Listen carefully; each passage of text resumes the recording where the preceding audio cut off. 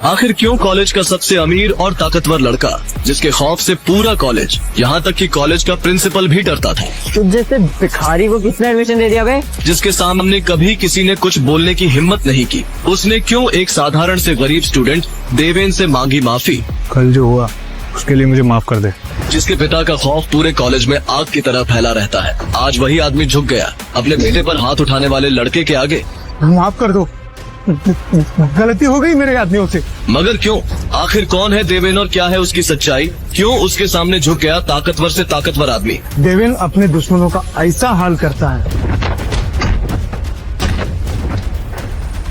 तो वो जीते जी मौत की भीख मांगने लगते हैं। अंधे हो क्या? दिखाई नहीं देता?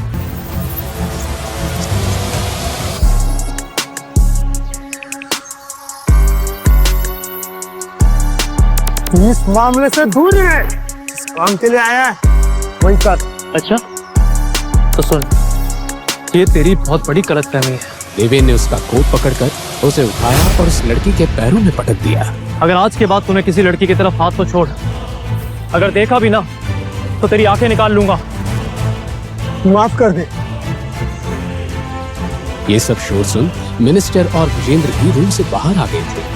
आखिर एक मिनिस्टर के पीए से पंगा लेना किसी की औकात की बात थी क्या? पर कोई था जो इस हिम्मत से इम्प्रेस था, विजेंद्र शेखावत। दूसरी तरफ साउथ दिल्ली में विजेंद्र शेखावत अपनी मीटिंग खत्म करके शेखावत हाउस पहुंचे। गाड़ी से उतरते वक्त उन्होंने अपने ड्राइवर को हिचकिचाते देखा। क्या हुआ? कुछ परेशान लग रहे हो? सब ठीक है ना? नंदिता को ले आए कॉलेज से? साहब, आज कॉलेज से वापस आते वक्त हम पर किसी ने हमला किया। ड्राइवर एक ही सांस में सब बोल पड़ा।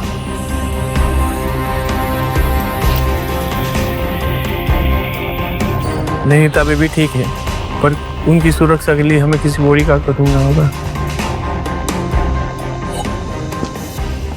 नंदिता बेटा, तुम ठीक तो हो? हाँ पापा, कुछ नहीं हुआ, मैं बिल्कुल ठीक हूँ। मैं कहीं चोट तो नहीं लगी? नहीं। बस अब कल से तुम कॉलेज नहीं जाओगी और ये मेरा फाइनल डिसीजन है। पापा, इस बारे में हम बात कर चुके हैं और महादेवी हमारा कॉलेज है, इसे आपने दादी के नाम पर बनवाया था। और मम्मा इस कॉलेज की प्रिंसिपल थी। तुम्हारी माँ के जाने के बाद ये कॉलेज क्रिमिनल्स का अड्डा बन चुका है। अगर ऐसी बात है तो आप कुछ करते क्यों नहीं? Take some legal action. मैंने डिसीजन ले लिया है, अब तुम कल से महादेवी कॉलेज नहीं जाओगी और ये फाइनल। अगर आप जिद्दी हैं तो मैं भी आपकी बेटी हूँ, मैं महादेवी कॉलेज से ही पढ़ाई करूंगी। विजेंद्र के पास जवाब नहीं था, सिर्फ एक बात कही उन्होंने।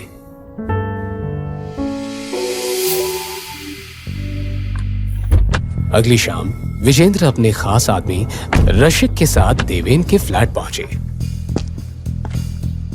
सर, हम वो सरफिरे देवेन से मिलने क्यों जा रहे हैं? उसका पुराना बॉस बोला था वो मुसीबत है। रशिक, तुमने खुद ही अपने सवाल का जवाब दे दिया है। अब देवेन ही हमारी आखिरी उम्मीद है। थोड़ी देर बाद वो देवेन के फ्लैट के बाहर थे। बताइए क्या काम है? तुम्हें हमारा एक काम करना होगा। नहीं करूंगा। जानते हैं किससे बात कर रहा है? सब प्रधानमंत्री है क्या जो जानू? और तुम जैसे बहुत देखे मैंने, समझा? देवेन, तुम हमारे लिए एक काम करोगे? अब बात बनी ना, ऐसे बोलोगे तो सुनूंगा मैं, वरना अपने पुराने बॉस की तरह आपको कब रेजिग्नेशन दे दूं मैं, मुझे भी नहीं पता। आइए बैठिए और बताइए काम क्या है?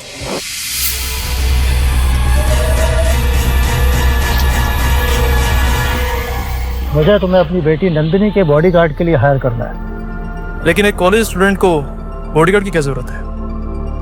कॉलेज आने के बाद तुम्हें सब समझ में आ जाएगा, लेकिन एक शर्त है, मेरी बेटी नंदिनी को इस बारे में कुछ भी पता नहीं चलना चाहिए। तुम्हें अंडर कवर रहकर काम करना होगा।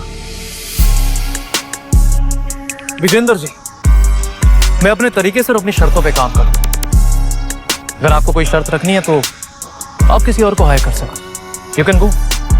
शर्त नहीं, रिक्वेस्ट समझ लो। और मैं तुम्हें तुम्हारी मुंह मांगी सैलरी देने के लिए भी तैयार हूँ। ठीक है, लेकिन मेरी एक शर्त है कि रसीक मेरे काम में इंटरफेयर नहीं करेगा और मैं महीने के 10 लाख लूंगा। सर ये पागल हो गया है, चलिए हम चलते हैं। रशीद गुस्से में था, पर विजेंद्र ने उसे रोका। मंजूर है। कल सुबह 9 बजे ऑफिस आकर मेरी सेक्रेटरी राधिका से मिल लेना, पेपर वर्क रेडी रहेगा। क्या बात है। विजेंद्र शेखावत, मुबारक हो। देवेन ने तुरंत अपनी रिसर्च शुरू कर दी। छत पर कुछ लड़के उस लड़की को घेर कर खड़े थे। मैं नीचे कूद के जान दे दूंगी। अरे तो मरने की क्या जरूरत है? अगली सुबह वो शेखावत कॉर्पोरेशन नाम की बिल्डिंग में कॉन्फिडेंटली एंटर हुआ। अब देवेन विजेंद्र के केबिन के पास पहुंचा। एक लड़की ने उसे रोका। मिस्टर देवेन,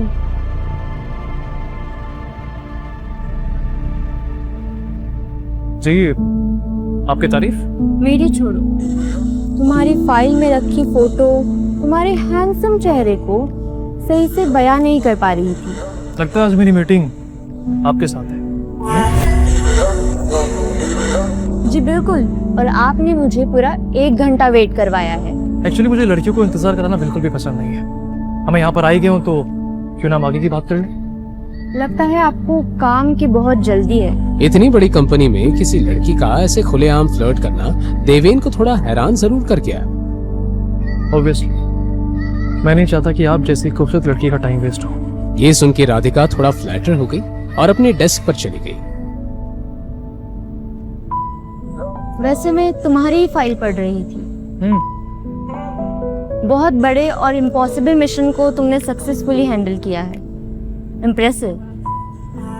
पर एक बात समझ नहीं आई, तुम्हारे डॉक्यूमेंट्स में तुम्हारा नाम देवेन मीरा लिखा है, ऐसे क्यों? आमतौर पे तो लोग सरनेम या फादर का नाम लिखते हैं।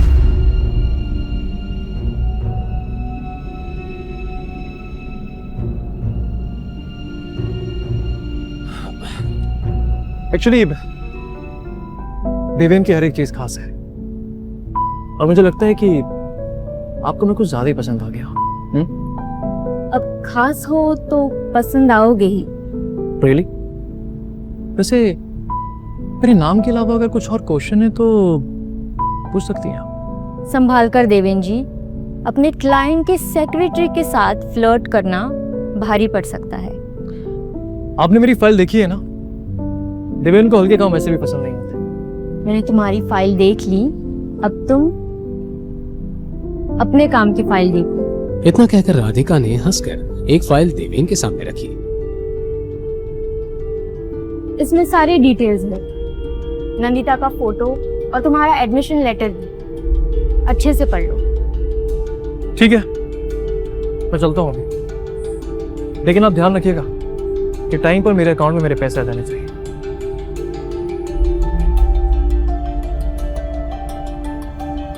अगले दिन एडमिशन लेटर लेकर देवेन महादेवी जैसे मशहूर कॉलेज में एक साधारण स्टूडेंट की तरह साइकिल पर पहुंचा। सर ये बता सकते हैं आप कहाँ पर? भैया नया आया लगता है, इस कॉलेज में टिकना है तो संभल के रहियो।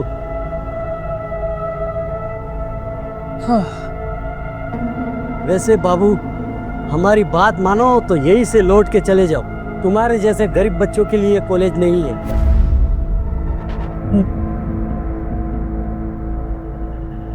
देवेन चुपचाप अंदर चला गया और अंदर उसे वही मिला जिसका उसे अंदाजा था। कोई डिसिप्लिन नाम की चीज ही नहीं थी। थोड़ी दूर जाकर उसने एक ग्रुप से पूछा, जी आप बता सकते हैं कि बीए फर्स्ट ईयर की क्लास कहाँ पर होती है? एक मिनट, तुम तो यहाँ पे टॉयलेट साफ करने आए हो ना, तो क्लास जान के क्या करोगे? इतना भाव क्यों पा रहा है? मैं तो सिर्फ क्लास जाने का रास्ता पूछ रहा था। खैर छोड़, मैं किसी और से पूछ लूंगा। देवेन जानने के लिए मुड़ ही रहा था कि उस लड़के ने उसका कॉलर पकड़ लिया। अरे सुन, तुझ जैसे भिखारी को किसने एडमिशन दे दिया बे? देवेन ने उसका हाथ अपने कॉलर से हटाया और इस तरह पकड़ा। छोड़ छोड़। सॉरी आपको लगी तो नहीं ना? वो एक्चुअली क्या है ना, मेरी टी शर्ट खराब हो रही थी। अब आप सब लोग इतने अमीर घर से, लेकिन मुझे मेरे सारे काम खुद करने पड़ते हैं। कपड़े धोने पड़ते हैं, इस्त्री करना पड़ता है। अब बस वो हल्का सा आपका हाथ हटा रहा था तो थोड़ा सा आई एम सॉरी। हाँ साले तो शायद जानता नहीं है मेरा बाप कौन है। बिल्कुल सही पकड़े हैं, मैं तेरे बाप को नहीं जानता, लेकिन इतना जरूर जानता कि तेरी जैसी औलाद को पैदा करने के बाद वो बाप शर्मिंदा जरूर होता है।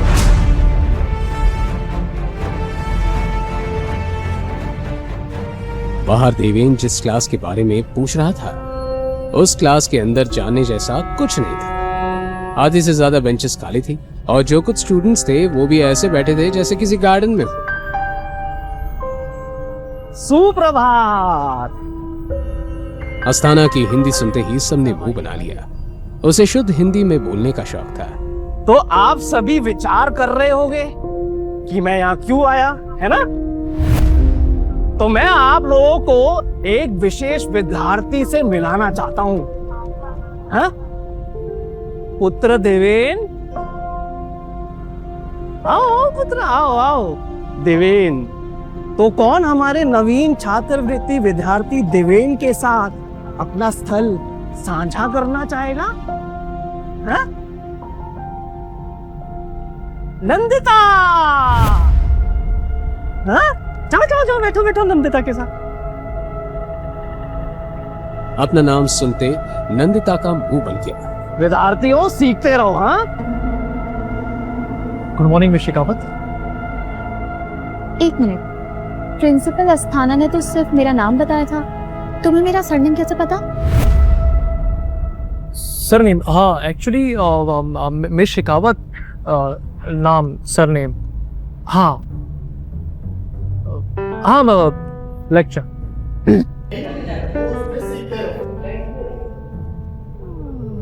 Excuse me. क्लास खत्म होते ही देवेन ने एक बार फिर नंदिता से बात करने की कोशिश की, पर तभी पीछे से एक आवाज आई। अरे तुम नैंडी, ये तो वही है जिसके बारे में मैंने तुम्हें बताया था।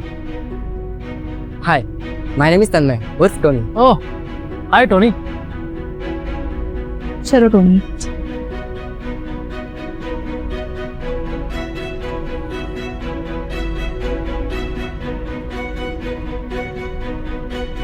हाय। हेलो, अब तो क्लास भी खत्म हो गई, हाथ मिला सकते? कि वही है ना जिसका वायलेंट बिहेवियर कॉलेज का हॉट टॉपिक बना हुआ है, तुम लोगों का violent hero. Sorry miss Shekhawat, पर जिसे आप गुंडागर्दी कह रहे हैं दरअसल वो एक सेल्फ डिफेंस है। एंड बाय द वे, वो लड़के मिलके मेरी रैगिंग कर रहे थे और आप चाहते कि मैं चुपचाप खड़ा रहता? हाँ, ऐसी मारपीट करने के बजाय अगर तुमने कंप्लेन की होती तो ज्यादा हेल्पफुल होता। उसकी मासूम बातें सुनकर देवेन के चेहरे पर हंसी आ गई, पर उसे बेकार मुस्कुराता देख नंदिता का गुस्सा बढ़ गया।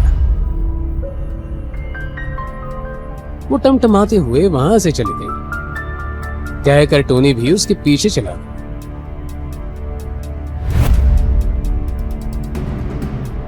कैंटीन में एक टेबल पर टोनी और नंदिता बैठे थे। टोनी बोलो।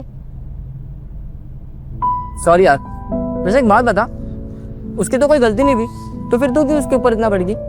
जो भी हो पीनट, पर ऐसे मारा मारी करना इज नॉट कूल। और सुना नहीं तूने, violence is not the answer. Martin Luther junior king ने बोला था। ये कौन है? तुम्हारा कोई लंदन का अंकल है क्या? इस समोसे की जगह थोड़ा सा ध्यान बुक्स पर दिया होता तो तुझे पता होता। इस वक्त नंदिता किसी को ढूंढ रही थी। नंदिता ने इस बात को ज्यादा इम्पोर्टेंस नहीं दी। किसे ढूंढ रही है? रीना को। आज वो कॉलेज भी नहीं आई। उसके पास मेरे नोट्स हैं, उसने कहा था आज देगी। अब पता नहीं कहाँ रह गई लड़की। तो तू कल भी ले सकती है ना, या हॉस्टल रूम से। इतना परेशान होने की क्या जरूरत है?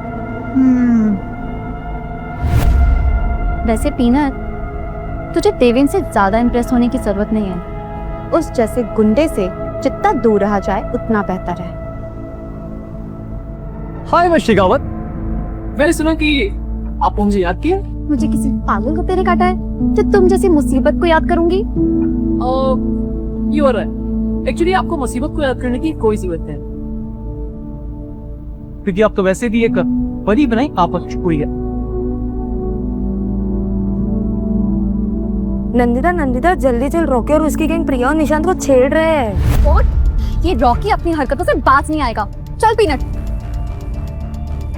तू नहीं आएगा? कि बाबा मुझे इसे पंगे लेने का कोई शौक है। तुम लोग जाओ। इसे बस हीरोगिरी दिखाने का शौक है, किसी की हेल्प करने का नहीं।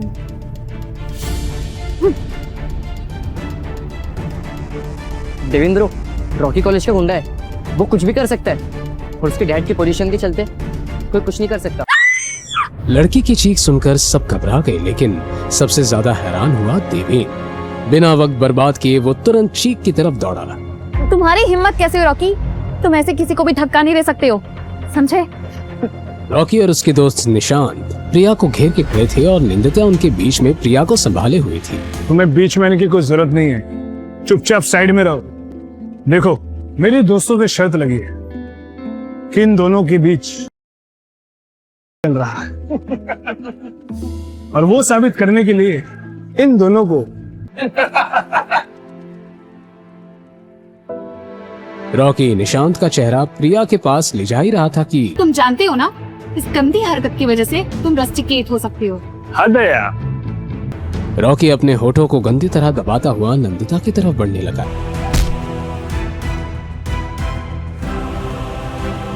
इससे पहले देवेन कुछ बोलता रॉकी के दोस्त उस पर टूट पड़े, लेकिन हर स्टूडेंट की आंखों ने वो देखा देवेन ने अकेले ही इन सबकी पिटाई कर दी थी।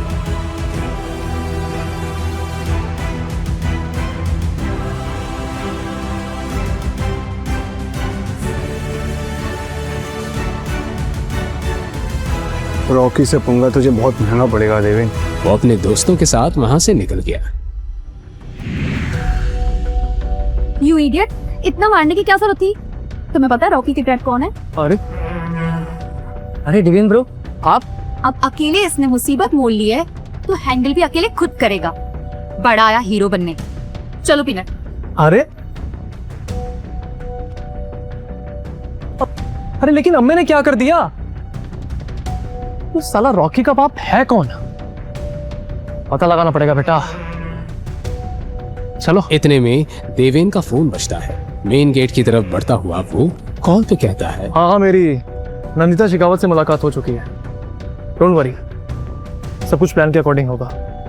बस आप अपना वादा मत भूलना, ठीक है?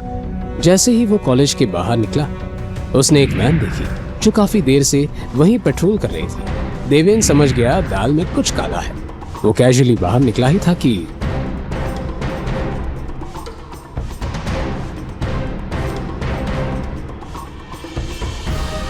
कुछ देर बाद देवेन को एक कमरे में लाया गया। उसकी बात को अनसुना कर दिया गया।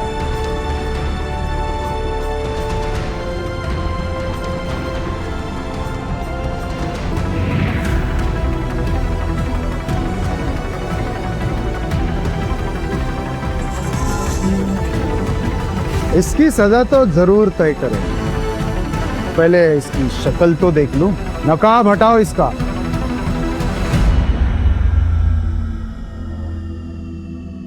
तुम? देवेन को देखकर वो आदमी भी हैरान रह गया। अगले ही पल वो घुटनों पे बैठ गया। देवेन भाई माफ कर दो, गलती हो गई मेरे आदमियों से। हाथ छोड़ो, हाथ छोड़ो। देवेन भाई मेरे बेटे से जरूर कुछ ना कुछ गलती हुई होगी। आपने जो भी किया बिल्कुल सही किया। मेरा बेटा नादान है, माफ कर दो। तो फिर समझा अपने नादान बेटे को, वरना तू मुझे अच्छे से जानता है। अगर मैं अपने पर आ गया ना तो ऐसी लगाम लगाऊंगा कि तू और तेरा बेटा जिंदगी भर सर उठा के चल नहीं पाएगा। तो मैं चलूं? Oh nice code.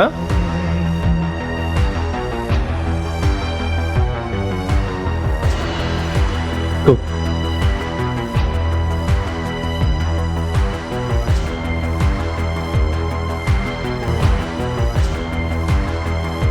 वैसे मेरा इतना टाइम वेस्ट करने का हर्जाना तो आपको देना पड़ेगा। और मेहमान को इतनी वक्त से बुलाया तो खाली हाथ थोड़ी ना भेजोगे। हाँ चलो, तो वो गाड़ी की चाबी दे दो मुझे जल्दी। Nice nice. Very good, come on come on come on. PA ने कांपते हाथों से देवेन को चाबी पकड़ा दी। चलिए फिर, take care, good bye, bye bye. Deven उस चाबी को उंगली पर घुमाता हुआ वहां से निकल गया। साहब, ये कौन था? इसे अब ऐसे माफी क्यों मांग रहे थे? तुम सब इसके बारे में ना ही जानो तो बेहतर है, लेकिन बस इतना याद रखना, कभी इससे दुश्मनी लेने की भूल मत करना। देवेन अपने दुश्मनों का ऐसा हाल करता है कि वो जीते जी मौत की भीख मांगने लगता है। अगला दिन नंदिता ने कॉलेज आते ही सबसे पहले एडमिन ऑफिस जाकर रीना के बारे में पूछा, लेकिन उसका कोई पता नहीं चला, जैसे वो अचानक गायब हो गई।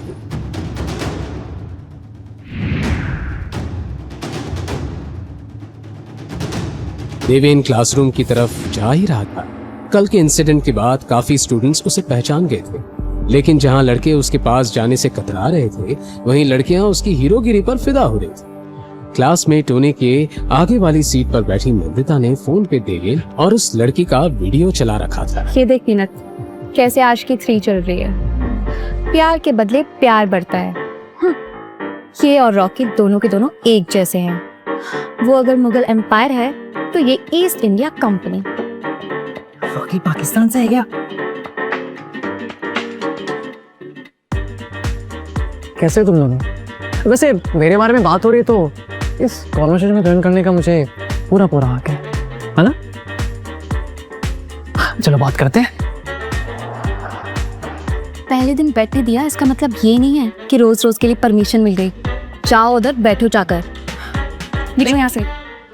लेकिन राजकुमार जी, मुझे क्यों नहीं याद आ रहा कि मैंने आपसे परमिशन मांगी थी? हाँ, और वैसे भी ना, ये कॉलेज की सीट है, आपके घर का सोफा नहीं है जो हर वक्त मुझे आपसे परमिशन मांगनी पड़ेगी।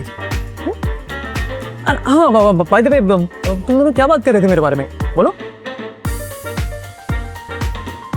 अच्छा, समझ गया। तो तुम टोनी से रिक्वेस्ट कर रही थी ना कि वो तुम्हारी मुझसे दोस्ती करा दे, तो मुझे थैंक यू बोल दो। हाँ, थैंक यू। हाँ? किस लिए? ओह राइट, कल तुम मुझे हीरो की तरह बचाने आए थे, उसके लिए। यस। पर मैंने तुम्हें नहीं बुलाया था। हाँ, स्कूल। लिसन मिस्टर देवन, मुझे तुम्हारी रक्षा की कोई जरूरत नहीं है। मैं अपनी रक्षा खुद कर सकती हूँ, समझे? ओके। नैंडी रिलैक्स, देवन मजाक कर रहा है।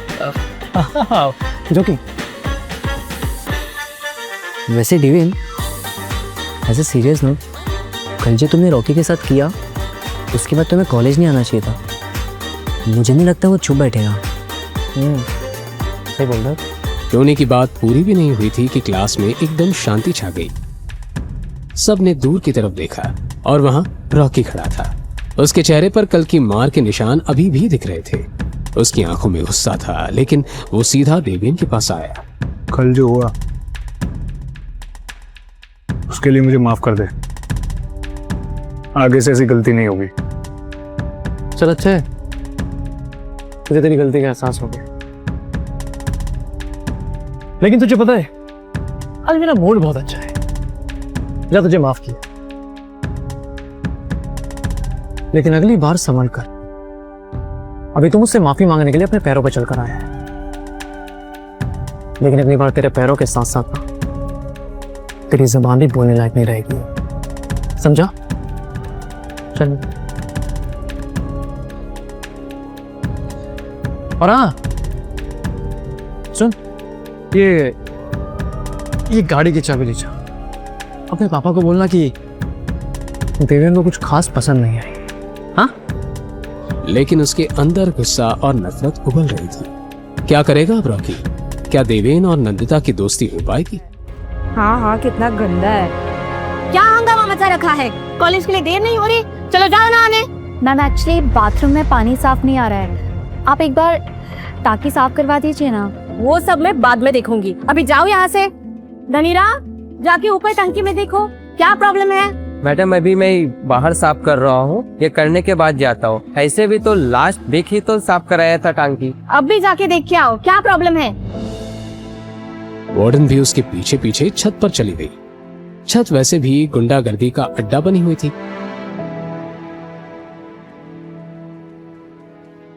भैया जी क्या हुआ धनीराम?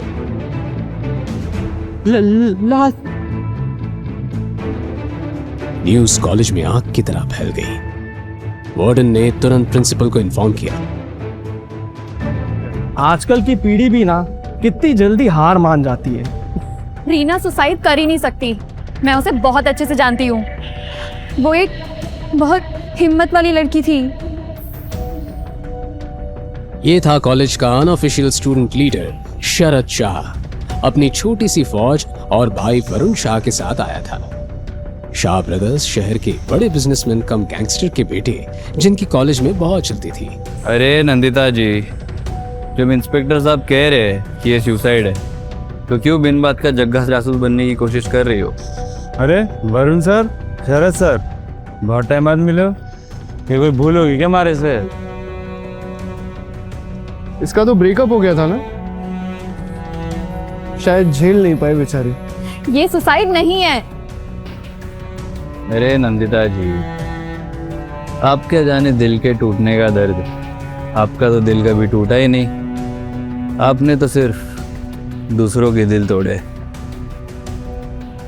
हाँ नंदिता जी, आपको जरा पास से स्लीपिंग पिल्स की बोतल दिखा दूं, शायद आपको भी यकीन हो। लेकिन उससे पहले ही देवेन नंदिता के सामने आकर खड़ा हो गया। अपने हाथ को संभाल कर रख, वरना तेरे दिल का तो पता नहीं, लेकिन अगर तूने दोबारा हाथ उठाया ना तो तेरा हाथ तोड़ दूंगा, समझा? शरद ने एक पल के लिए घूर कर देवेन को देखा, फिर हंसी में बोल उठा। बताया नहीं, तुमने बॉडीगार्ड रख लिया अपने लिए। हीरो, बड़ी फिक्र हो रही है नंदिता की। चक्कर क्या है? चक्कर मैं बताता हूँ। नंदिता एकदम सच बोल रही है, इस लड़की ने सुसाइड नहीं करा है।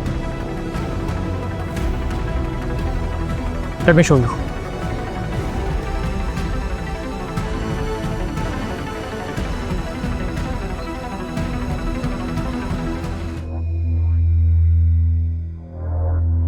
और इसकी नाक पे रैशेस है, इसे साफ साबित होता है कि इसे दिया गया है, और ये ओवरडोज का केस। इसे बड़ी चालाकी से सुसाइड का रूप दिया गया है। अरे क्या भीड़ लगा रखी है भेड़ बकरी की तरह? मूवी चल रही है के? ओ जरदाब, दफा करो तुमने, सील करो पूरा एरिया, सारे स्टूडेंट्स को बाहर निकालो। छोड़ो मुझे, ये इंस्पेक्टर इस केस को दबाने की कोशिश कर रहा है। नंदिता इंस्पेक्टर से बहस करने जा रही होती है, पर देवेन उसका हाथ पकड़कर उसे वहां से ले जाता है।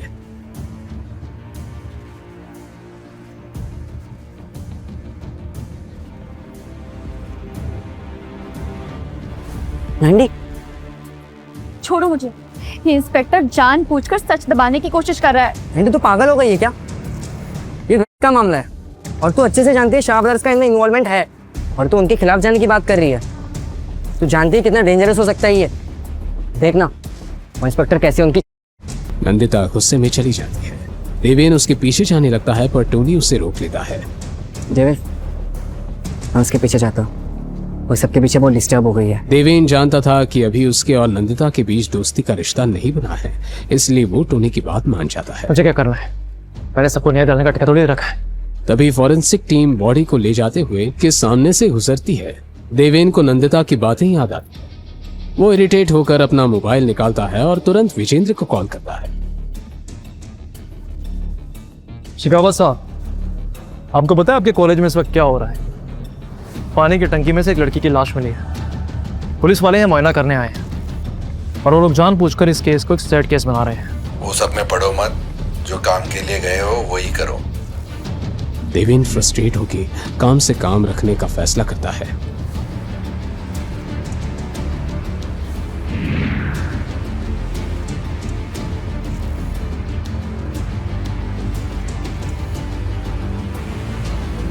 आप सभी जानते हैं कि रीना कभी सुसाइड कर ही नहीं सकती। उसकी मौत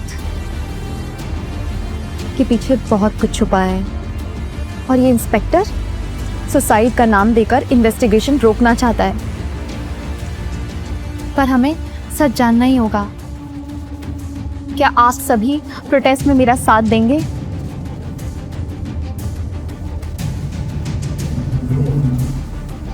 तुम्हारी दोस्त पागल हो गई है क्या? क्यों नहीं की देवी बन रही है? हाँ, आंटी ऐसी है डेविन, लेकिन इस बार वो शाबरदस्त के खिलाफ जा रही है और मुझे डर है कहीं वो अपनी जिद में किसी मुसीबत में ना फंस जाए। तभी नंदिता की नजर देवेन पर पड़ती है और वो तुरंत उसके पास आती है। देवेन, तुम भी जानते हो कि ये सुसाइड नहीं थी, राइट? तुम मेरा इस प्रोटेस्ट में साथ दोगे? हमें सच जानना ही होगा कि रीना की मौत कैसे हुई, कैंडल मार्च निकालकर। प्लीज मुझे अपनी सर्कस से दूर रखो। अगर इसकी जगह कोई तुम्हारा अपना होता तब भी तुम यही करते?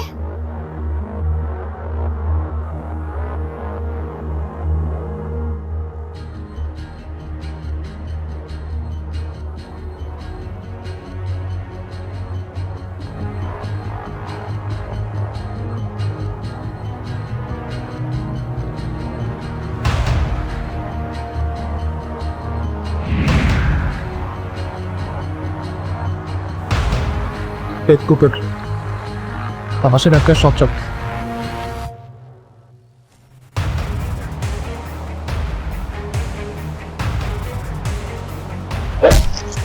आंखों के सामने अंधेरा।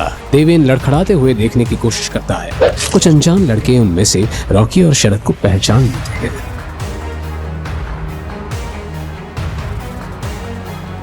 तो इस भिखारी की बात कर रहा था तू, रॉकी? शरद भाई, अब आप ही सबक सिखाइए इसे।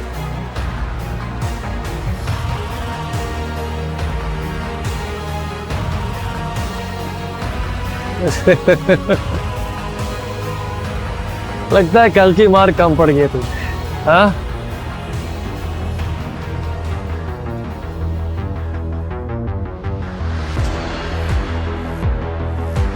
पहली गलती समझ के माफ कर रहा हूं।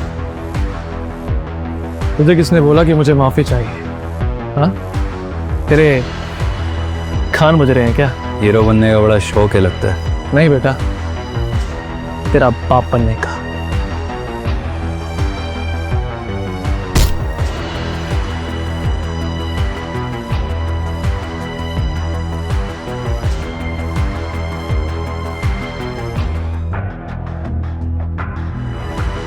क्या देवेन खुद को बचाकर नंदिता को बचाने जा पाएगा?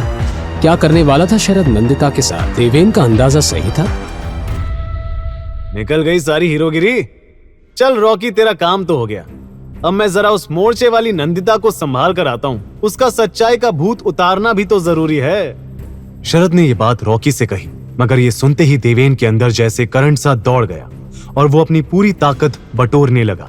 वहीं शरद ये बोलकर वहां से निकल गया। रॉकी अपने हाथ में साइकिल की चेन लपेट देवेन की तरफ बढ़ा, लेकिन इसके पहले कि रॉकी कुछ कर पाता, देवेन ने शरीर का पूरा जोर लगा पीछे खड़े लड़के को ले जाकर दीवार से टक्कर मार दी थी। जैसे ही पीछे खड़े उस लड़के का सर दीवार से टकराया, दर्द में करहाते हुए उसकी बेल्ट पर पकड़ ढीली हो गई। देवेन ने इसका फायदा उठाया और बाकी दोनों लड़कों से अपना हाथ छुड़वाकर जोरदार मुक्के मारना शुरू कर दिए। अरे क्या कर रहे हो? दम नहीं है क्या? रोको उसे! रॉकी चिल्लाया, पर जैसे देवेन के अंदर का सूरमा जाग गया था, कोई उसे रोक नहीं पा रहा था। कुछ ही देर में रॉकी के साथ आए सभी लड़के जमीन पर थे। उनको धूल चटाने के बाद देवेन रॉकी की तरफ बढ़ा। देख देख, मेरे पास मत आ। ये लोग शरद भाई के लड़के हैं। उसके कहने पर वो सब कर रहे थे। देवेन का मन तो कर रहा था कि रॉकी को आज वो ऐसा पीटे कि उसकी साथ पुश्ते याद रखे, पर वो जानता था कि इस वक्त उसका नंदिता के पास होना ज्यादा जरूरी है। जाने से पहले देवेन ने रॉकी को घूर कर देखा और बोला, अगर अगली बार ये बेवकूफी करने की कोशिश की तो जान ले लूंगा। बता देना अपने उस मालिक को। इतना बोल देवेन वहां से निकल गया। वहीं रॉकी को देखकर ऐसा लग रहा था कि वो यमराज के साथ 1-on-1 करके लौटा है। देवेन नंदिता को ढूंढता हुआ कैंटीन पहुंचा तो उसे वहां नंदिता तो नहीं मिली, मगर टोनी ने उसे देख लिया और उसकी हालत देख घबराते हुए बोला, ओ गॉड देवेन, ये खून! तुम्हारी ऐसी हालत, क्या हुआ? मैं ठीक हूं, तू ये सब छोड़, ये बता नंदिता कहाँ है? देवेन का जवाब सुन टोनी का मुंह खुला का खुला रह गया। देवेन इतनी जख्मी हालत में डॉक्टर का नहीं बल्कि नंदिता का पता पूछ रहा था। टोनी बोला, भाई ये क्या हुआ? और नैंडी को छोड़, वो ठीक है। मैं अभी उससे ही मिलकर आ रहा हूँ। तू अपनी फिक्र कर, चल मेरे साथ मेडिकल रूम। इतना बोल टोनी देवेन को अपने साथ कॉलेज के मेडिकल रूम ले गया। वो आलीशान मेडिकल रूम किसी 5 स्टार क्लिनिक की फील दे रहा था, पर वहां डॉक्टर या नर्स कोई नहीं था। ये देख देवेन ने सवालिया नजरों से टोनी की ओर देखा तो टोनी ने बताया, वो आज सुबह जो भी हुआ उसकी मीटिंग चल रही है स्टाफ रूम में, सब वहीं बिजी हैं। बट डोंट वरी, मुझे फर्स्ट एड करना आता है, मार खा खा कर सब सीख गया हूँ।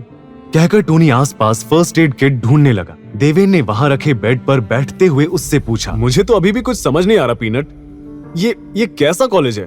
सब कहते हैं महादेवी कॉलेज दिल्ली का सबसे फेमस और प्रेस्टिजियस कॉलेज है, पर ये मर्डर, ये अटैक्स, सच्चाई इससे भी डरावनी है देवेन। मुझे भी ऐसा ही झटका लगा था, पर मैं ये भी जल्दी समझ गया कि कॉलेज जैसा भी हो, लेकिन अगर डिग्री पर महादेवी कॉलेज का नाम लिखा हो तो कोई भी जॉब बड़ी आसानी से मिल जाएगी। यही वजह है कि यहाँ आए स्कॉलरशिप स्टूडेंट्स अब तक कॉलेज छोड़कर नहीं गए। लिसन ब्रो, अगर तुझे भी कॉलेज में जिंदा रहना है तो एडजस्ट करना पड़ेगा। ये कहते हुए टोनी फर्स्ट एड बॉक्स लेकर देवेन के सामने आया और उससे अपनी शर्ट निकालने को कहा। देवेन ने शर्ट उतारी ही थी कि कमरे में एक लड़की की आवाज सुनाई पड़ी। वैसे अगर ये कहे तो हम भी इनके लिए एडजस्ट होने को तैयार हैं। देवेन और टोनी ने पलट कर देखा तो सामने मिनी ब्लैक ड्रेस पहने कॉलेज की सबसे हॉट लड़की आयशा अग्रवाल अपनी 2 सहेलियों के साथ मेडिकल रूम के दरवाजे पर खड़ी थी। कॉलेज का हर लड़का आयशा का बॉयफ्रेंड बनने का, उसके करीब जाने का, उसे छूने का सपना देखा करता था। देवेन ने उसे ऊपर से नीचे देखा और मुस्कुराते हुए बोला, कोई उल्लू का पट्टा ही तुम जैसी लड़की को एडजस्ट करने को कहेगा, और मैं तो वो बिल्कुल भी नहीं हूँ। सर के साथ देवेन की चेस्ट और बाजू पर भी घाव लगे थे, जिसके लिए टोनी ने उसकी शर्ट उतरवाई थी, पर बिना शर्ट के पसीने में चमकती देवेन की बॉडी काफी हॉट लग रही थी। आयशा की नजरें उसकी मोटी मोटी बाजुओं पर जैसे अटक ही गई थी। छू कर देख सकती हो, काटूंगा नहीं। देवेन हल्की सी मुस्कान के साथ फ्लर्ट करते हुए बोला। आयशा ये सुन मुस्कुरा दी और ब्लश करती हुई उसके करीब आने लगी। तभी आयशा की सहेलियां टोनी को बाहर ले गईं और फर्स्ट एड बॉक्स खोलते हुए आयशा ने वो सब करना शुरू कर दिया जो टोनी करने वाला था। उसने फर्स्ट एड बॉक्स से कॉटन पर एंटीसेप्टिक लिक्विड लगाया और देवेन के सामने उसके बेहद करीब आकर बैठ गई। मैंने सुना कैसे तुमने रॉकी को 2 बार हराया। ये कहते हुए उसने देवेन के माथे पर लगी चोट को कॉटन से क्लीन किया। देवेन ने दर्द से हल्की सिसकी भरी। आयशा आगे बोली, पर तुम्हें पता है ना, शाह ब्रदर्स उस रॉकी से भी ज्यादा खतरनाक हैं, पर तुम्हारी इस प्रॉब्लम का सलूशन है मेरे पास। ये सुन देवेन ने एकदम से उसकी कलाई को पकड़ लिया और उसकी आंखों में देखते हुए बोला, और वो क्या है? आयशा ने उसके गाल को सहलाया और कहा, तुम्हें मेरा बॉयफ्रेंड बनना पड़ेगा। देवेन की आंखें एकदम से बड़ी हो गईं। उसने आयशा के मुंह से ये सुनने की उम्मीद बिल्कुल नहीं की थी। वो आयशा की बोल्ड पर्सनैलिटी से इंप्रेस हुआ। उसने होठों पर टेढ़ी मुस्कान के साथ पूछा, और ये मेरी प्रॉब्लम का सलूशन कैसे होगा? तुम आयशा की पावर को जानते नहीं हो बेबी। एक बार मेरे होकर तो देखो, तुम्हें खुद ब खुद पता चल जाएगा कि मैं क्या चीज हूँ। देवेन ने भी उसे अपने करीब खींचा और कहा, ऑफर है तो बहुत टेम्पटिंग, पर अफसोस मुझे इसे रिजेक्ट करना होगा मिस आयशा। ये सुन आयशा की आंखें हैरानी से फट गईं। उसके चेहरे की मुस्कान गायब हो गई। पर तभी रूम का डोर ओपन हुआ। दरवाजे पर नंदिता को देखकर जहां देवेन थोड़ा शॉक में दिखा, वहीं आयशा बड़े केयर फ्री एटीट्यूड के साथ बोली, नॉक करना नहीं आता, यहाँ प्राइवेट बातें चल रही हैं। देवेन और आयशा को इतना करीब देख नंदिता के चेहरे पर डिस्गस्टेड एक्सप्रेशन दिखाई देने लगे। तो इस सर्कस के लिए टाइम है तुम्हारे पास? ये कहकर वहां से उल्टे पैर वापस चली गई। देवेन ने आयशा को खुद से दूर किया और बिना कुछ बोले नंदिता के पीछे चला गया। ये देख आयशा ने गुस्से में अपनी हील्स को जमीन पर पटका। तभी उसका मोबाइल रिंग करने लगा। कॉल पिक करते ही दूसरी तरफ की बात सुन वो बोली, डोंट वरी, एक बार आयशा ठान ले तो कोई भी लड़का उससे बच नहीं सकता। मैं देवेन को अपना बॉयफ्रेंड बनाकर ही रहूंगी। वहीं बाहर देवेन नंदिता को पुकारता रहा, पर वो वहां से चली गई। नंदिता, नंदिता, लिसन। देवेन ने फ्रस्ट्रेट होकर बालों में हाथ फेरा। शिट, पहले इस लड़की के ऊपर मेरा इंप्रेशन गलत है और अब फिर से ऐसे तो हो गई दोस्ती। तभी पीछे से टोनी आया और बोला, भाई लगता है नैंडी तेरा सिर फिर फोड़ देगी। देवेन ने अपना सिर हिलाया और बोला, साली लाइफ में ना टाइमिंग सही होती तो आज मैं कहां का कहां होता। टोनी अपने बाल संवारते हुए बोला, ब्रो ये सब छोड़ और पहले मेरी बात सुन। आयशा अग्रवाल ने तुझे बॉयफ्रेंड बनने का ऑफर दिया। तू जानता है पहली बार आयशा ने खुद किसी लड़के को अप्रोच किया है और वो भी तुझे, और तूने क्या किया? वो ऑफर रिजेक्ट कर दिया। तेरा दिमाग तो ठीक है, आंखें सही है, देख पा रहा है ना? अरे तूने आयशा अग्रवाल को रिजेक्ट कर दिया, कॉलेज की हॉटेस्ट गर्ल को। क्या मैं पूछ सकता हूँ क्यों? नहीं। देवेन का जवाब सुन टोनी नाराज दिखा तो देवेन ने उसके गले में हाथ डाल उसे समझाया, क्या पीनट, तू भी अपनी दोस्त की तरह सोचता कम बोलता ज्यादा है। हाँ मानता हूँ आयशा बहुत हॉट है, पर मुझे बॉयफ्रेंड बनाना जरूर उसके किसी मकसद का हिस्सा है। नहीं तो तू ही सोच, मुझे महादेवी आए 3 दिन नहीं हुए और उसने मुझे प्रपोज कर दिया।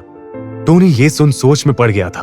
तभी देवेन ने उससे पूछा, वैसे टोनी वो ऐसा क्यों कह रही थी कि वो शाह ब्रदर्स से ज्यादा पावरफुल है? टोनी ने गहरी सांस भरी और फिर आसपास नजर घुमाकर देवेन के करीब आकर बोला, वो इसलिए क्योंकि वो बॉस बेब्स की मेंबर है। ये सुन अब देवेन शॉक दिखा। चल मैं डिटेल में बताता हूँ, कहकर टोनी ने देवेन का हाथ फिर से अपने गले में डाला जो उसने शॉक में हटा लिया था, और फिर चलते चलते महादेवी का पूरा सिस्टम उसे समझाने लगा। ब्रो, इस कॉलेज में टोटल 3 गैंग्स ऑपरेट करती हैं, जाट पैंथर्स, टाइगर गैंग और बॉस बेब्स।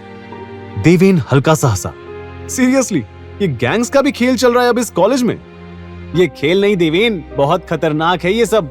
पिछले हफ्ते एक लड़के ने सुसाइड किया था, आज एक लड़की की लाश मिली, तुझ पर हमला हुआ, इतना कुछ हो गया पर एक भी बार कॉलेज अथॉरिटी या पुलिस ने कोई एक्शन नहीं लिया।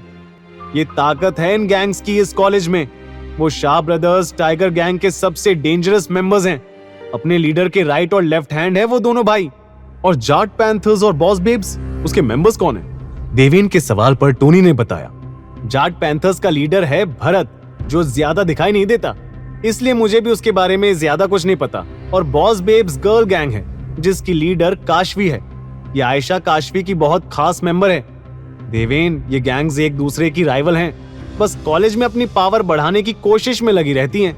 देवेन ने फिर थोड़ा सोचकर कहा, और रॉकी भी टाइगर गैंग का मेंबर है, राइट? अब समझ आ रहा है आयशा मुझ पर इतनी मेहरबान क्यों हो रही थी।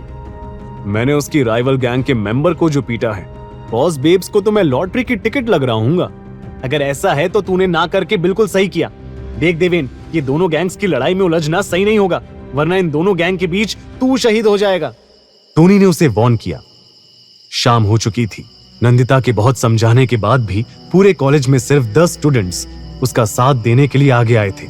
नंदिता ने 2 लोगों को वी वांट ट्रुथ का बैनर पकड़ा दिया और बाकियों को कैंडल्स बांटने लगी। ये सब देख दूर खड़ा देवेन हंसते हुए पलट गया और सिगरेट मुंह में रखकर बोला, सच कहूं टोनी, मैं आज तक जितनी लड़कियों से मिला हूं उसमें से तेरी ये दोस्त सबसे अनोखी है। किसी और के लिए इतनी सरदर्दी क्यों पाल रही है? उसने सिगरेट का कश लिया। तभी टोनी बोला, वजह अपनी आंखों से देख लो। ये सुनकर देवेन ने जैसे ही मुड़कर देखा तो वहां सामने एक बुजुर्ग कपल नंदिता के पैर छूने की कोशिश कर रहे थे। नंदिता उन्हें रोक रही थी।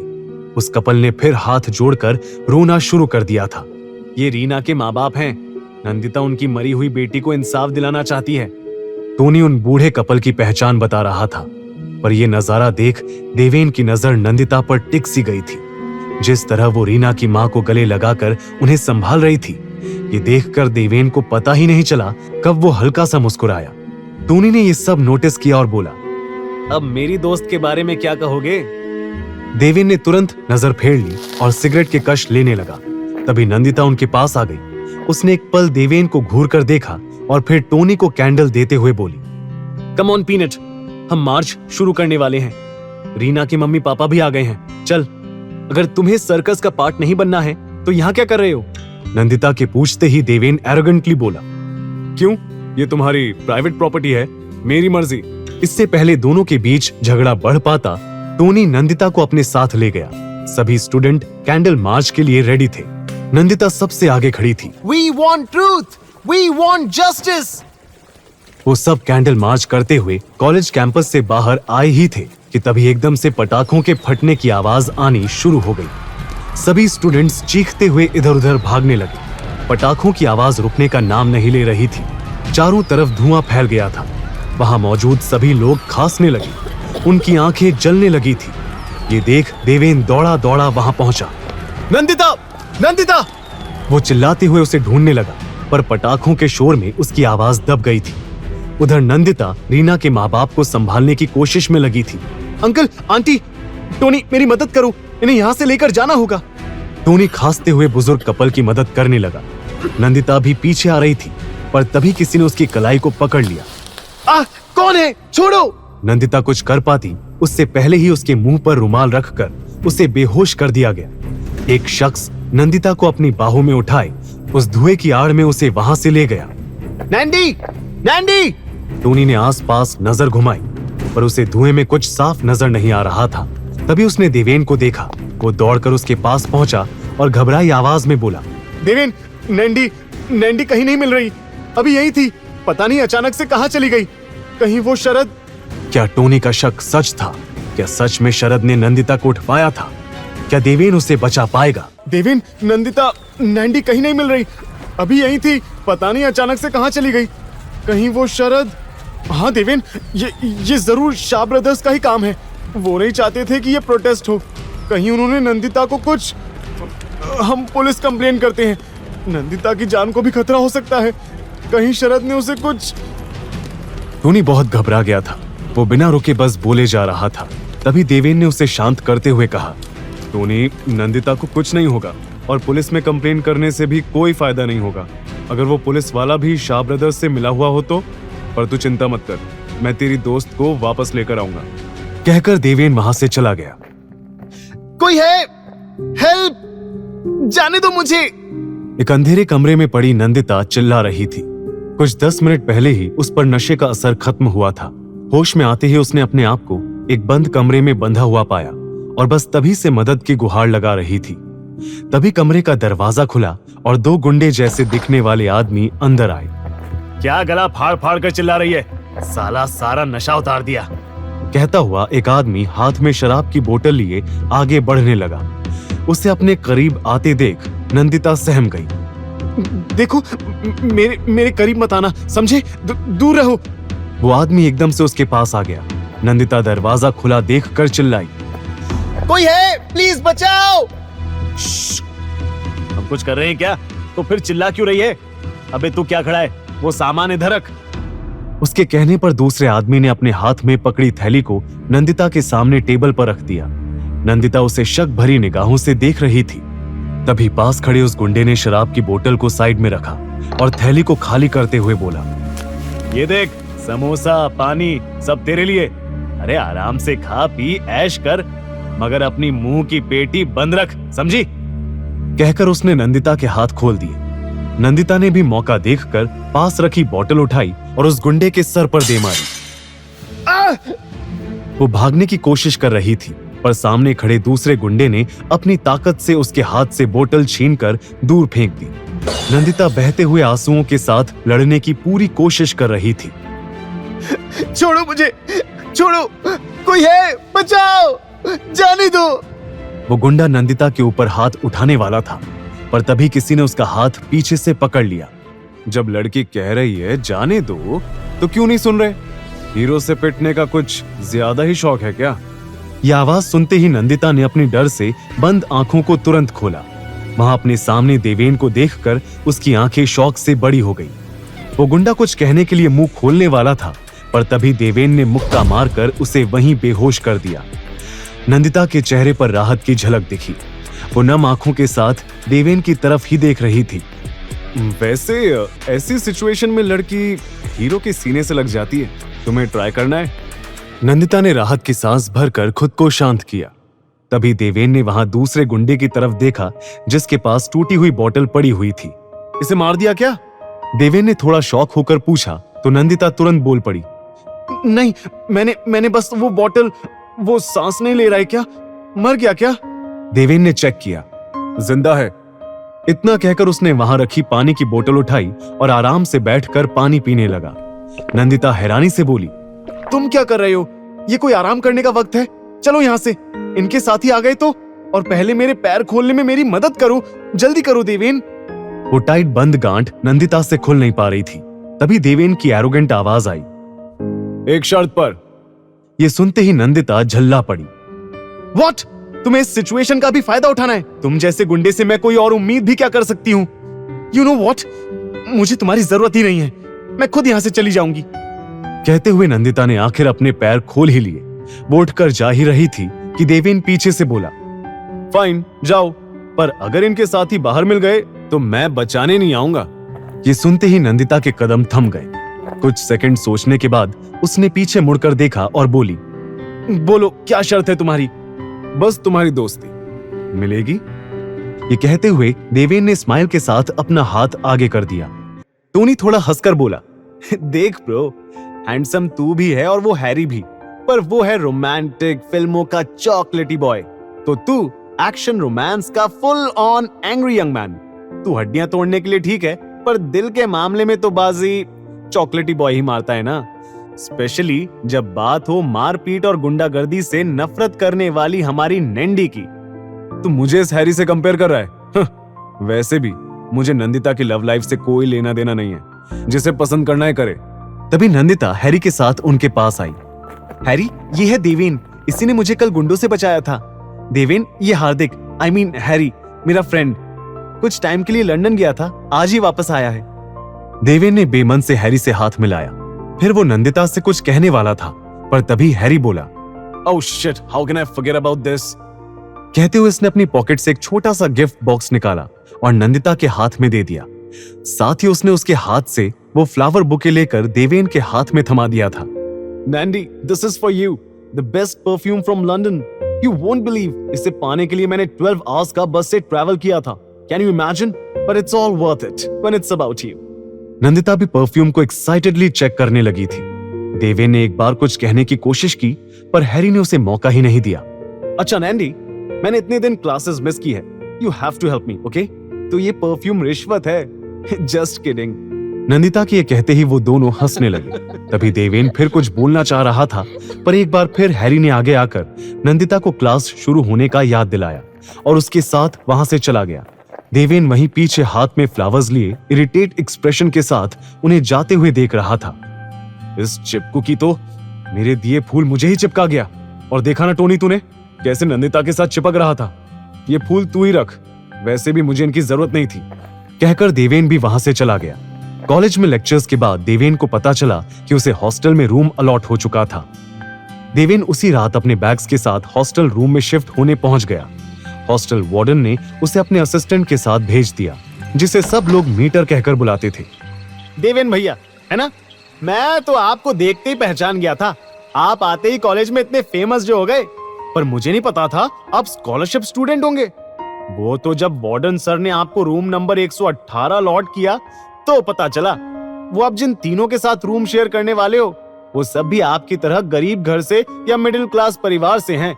मेरा मतलब स्कॉलरशिप स्टूडेंट्स हैं। सॉरी भैया, पर यहाँ ऐसे ही चलता है। वैसे देवेन भैया, आप यहाँ थोड़ा संभल कर रहना।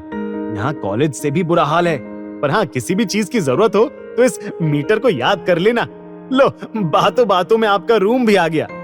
मीटर के जाते ही देवेन ने उस रूम के बंद दरवाजे की तरफ देखा।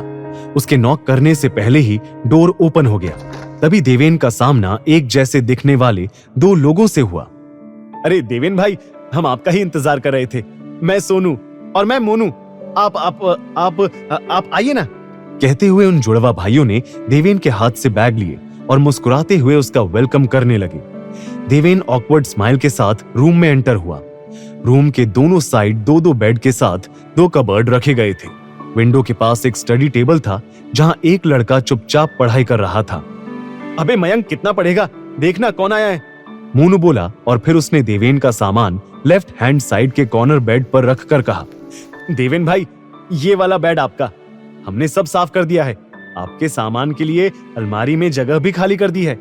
वैसे आप तो कॉलेज में आते ही छा गए भाई। क्या पीटा आपने उस रॉकी को, हमने देखा था, है ना सोनू? देवेन को अब पता चला था कि क्यों उसकी इतनी आव भगत हो रही थी। उसने उन्हें इग्नोर किया और सोने की कोशिश करने लगा। रात के करीब 2 बजे होंगे जब उसकी नींद खुली और वो कमरे से बाहर वॉशरूम यूज करने गया। हर फ्लोर पर एक कॉमन वॉशरूम बनाया गया था। देवेन वॉशरूम में एंटर होने ही लगा था कि तभी एक लड़के से टकरा गया। वो लड़का मयंक था, उसका रूममेट।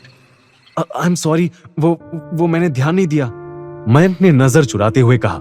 देवेन ने उसकी लाल आंखें और कांपते हुए हाथों को नोटिस कर लिया था। ये देख वो टेंस्ड होकर बोला, तुम ठीक हो ना?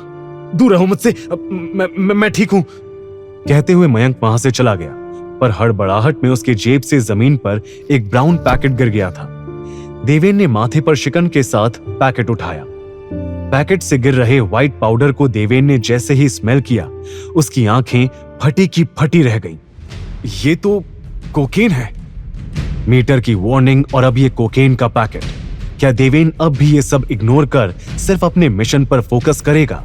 क्या हैरी देवेन और नंदिता की दोस्ती में कांटा बनकर आया था? और क्या क्या देखने को मिलेगा देवेन को इस महादेवी कॉलेज और उसके हॉस्टल में? ये तो कोकेन है। देवेन ने शॉक्ड एक्सप्रेशन के साथ ये कहा ही था कि तभी किसी ने झटके से उसके हाथ से वो ब्राउन पैकेट छीन लिया। देवेन ने देखा तो वो मयंक ही था। उसे देखते ही देवेन ने टेंस्ड एक्सप्रेशन के साथ पूछा, ओ हेलो, तुम जानते भी हो इसमें क्या है? ये व्हाइट पाउडर ड्रग्स है, मालूम है मुझे। तू अपने काम से काम रख, समझा? मयंक बोला और वहां से जाने लगा। रुको, पहले बताओ ये पैकेट कहां से आया तुम्हारे पास? ये ड्रग्स किसने दिए? देवेन सवाल पूछता रहा, पर मयंक अपनी ही दुनिया में खोया उस ड्रग्स के पैकेट को सीने से लगाए हुए था, जैसे वो कोई कीमती चीज हो। देवेन उसके सामने आकर खड़ा हुआ और पूछा, मयंक नाम है ना तुम्हारा? बताओ ये ड्रग्स कहां से आए? तुम ये ड्रग्स किसी और को भी दे रहे हो? और कौन है तुम्हारे साथ? क्यों जवाब दूं तुझे? मेरा बाप लगता है क्या? हट सामने से। मयंक ने थोड़ी ऊंची आवाज में कहा और लड़खड़ाते कदमों के साथ पैकेट लेकर वहां से चला गया। देवेन ये सब टेंस्ड एक्सप्रेशन के साथ देख रहा था। इस कॉलेज में कुछ भी ठीक नहीं है। बहुत बड़ा ड्रग्स रैकेट चलाया जा रहा है। वो रीना और अब ये मयंक, ना जाने कितने और स्टूडेंट इस जहर को ले रहे हैं। मुझे शेखावत साहब को बताना। देवेन कहते कहते रुक गया। उसे पिछली बार की विजेंद्र की कही बात याद आ गई। सही तो कह रहे थे वो देवेन, तुझे इन सब बातों से क्या लेना देना? क्यों खुद को इस झंझट में फंसा रहा है? अपने मिशन पर फोकस कर बस। अगली सुबह कॉलेज जाने से पहले आज देवेन के कदम एक सरकारी हॉस्पिटल की तरफ मुड़ गए थे। वहां हॉस्पिटल में पर्चा बनाने के लिए लोगों की एक लंबी लाइन दिख रही थी। वहीं साथ ही दूसरी लाइन एक कमरे में जा रही थी, जहां डॉक्टर्स मरीजों का चेकअप कर रहे थे। देवेन ने पास से गुजर रहे कंपाउंडर से पूछा, एक्सक्यूज मी, ये जनरल वार्ड किस तरफ है? कॉरिडोर से सीधा जाकर बाई तरफ। कंपाउंडर के बताए डायरेक्शन को फॉलो करते हुए देवेन जनरल वार्ड में पहुंच गया। वहां एक वार्ड में 10-12 हॉस्पिटल बेड थे, सभी मरीजों से भरे हुए थे। देवेन ने इधर उधर नजर घुमाई, जैसे किसी को ढूंढ रहा हो, और फिर रूम के सबसे आखिरी बेड पर जाकर उसकी नजर रुक गई। वहां लेटा पेशेंट और उसके साथ बैठा आदमी, दोनों वही थे जिन्होंने उस रात नंदिता को किडनैप किया था। देवेन गुस्से में उनकी तरफ बढ़ने लगा। अब तक उन दोनों की नजर भी देवेन पर पड़ चुकी थी। देवेन के उनके पास पहुंचते ही साइड टूल पर बैठा आदमी देवेन के पैरों में गिर गया। देवेन हॉस्पिटल में कोई तमाशा नहीं चाहता था, इसलिए उसने सीधे पूछा, किसके कहने पर किया किडनैप? साहब वो आदमी बोल ही रहा था कि बेड पर लेटा आदमी उठने की कोशिश करते हुए बोला, ये तू क्या कर रहा है? भाई मार डालेगा हमें। ये सुनते ही देवेन ने उसके हाथ में लगी सिरिंज को दबा दिया और धीमी आवाज में कहा, और अगर नहीं बताया तो मैं ऐसा हाल करूंगा कि खुद मौत की भीख मांगोगे। देवेन का ये रूप देख बेड पर लेटे आदमी ने करहाती आवाज में सब उगल दिया। शरद शाह ब्रदर्स में छोटा भाई, उसी ने हमें नंदिता को किडनैप करने को कहा था। वो प्रोटेस्ट रुकवाना चाहता था, पर उसने ये भी कहा था कि नंदिता को कुछ मत करना, बस एक रात डराकर अगले दिन छोड़ देना। शरद शाह, अपनी इस हरकत का अंजाम तुझे भुगतना पड़ेगा। गुस्से में बड़बड़ाते हुए देवेन ने उसे छोड़ा और आखिरी वार्निंग देकर वहां से चला गया। अगले दिन क्लास ओवर होने के बाद टोनी और देवेन के रूममेट्स के बारे में बात करते हुए बाहर की तरफ जा रहे थे। तभी टोनी ने बताया, तुम्हारे रूममेट्स को मैं जानता हूँ, सोनू और मोनू, वो जुड़वा भाई हमेशा साथ ही रहते हैं, पर मयंक वो अकेला अकेला ही रहता है, किसी से बात करते देखा नहीं कभी उसे।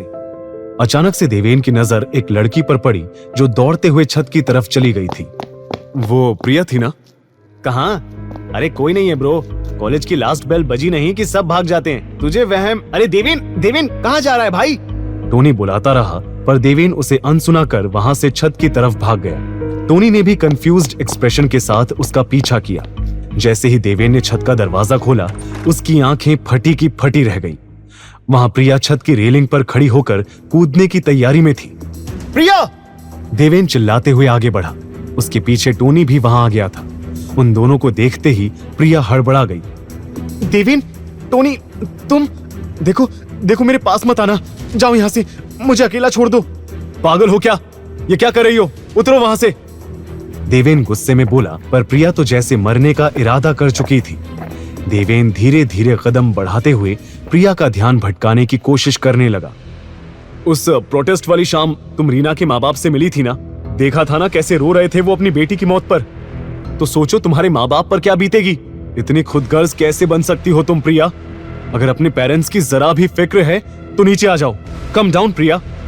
प्रिया सोच में दिख रही थी। इसी बात का फायदा उठाते हुए देवेन ने उसका हाथ पकड़ा और उसे नीचे खींच लिया। जहां देवेन और टोनी ने राहत की सांस ली, वहीं प्रिया ने रोना चालू कर दिया था। कुछ सेकंड के बाद देवेन ने इरिटेट होते हुए पूछा, अब ये गंगा जमुना बहाना बंद करो और बताओ ये बेवकूफी क्यों कर रही थी? प्रिया ने कुछ जवाब नहीं दिया, बस अपने मोबाइल पर एक वीडियो प्ले कर उनकी तरफ बढ़ा दिया। वो वीडियो गर्ल्स वॉशरूम में शूट किया गया था, जब प्रिया वहां मौजूद थी। देवेन और टोनी ने एकदम से मुंह फेर लिया। तभी टोनी ने गुस्से में पूछा, ये वीडियो, ये किसने, कहां से आई ये वीडियो प्रिया? प्रिया ने हाथों में चेहरा छुपाकर रोते हुए बताया, शरद, ये वीडियो शरद ने भेजी है। वो इसके जरिए मुझे ब्लैकमेल कर रहा है। शरद का नाम सुनते ही देवेन फिर भड़क गया था, पर उसने खुद को कंट्रोल किया और सीरियस टोन में पूछा, किस बात के लिए ब्लैकमेल कर रहा है? उसे पैसे चाहिए? प्रिया ने सिसकते हुए ना में गर्दन हिला दी। वो गर्ल्स हॉस्टल में मेरे जरिए ड्रग सप्लाई करवाना चाहता है।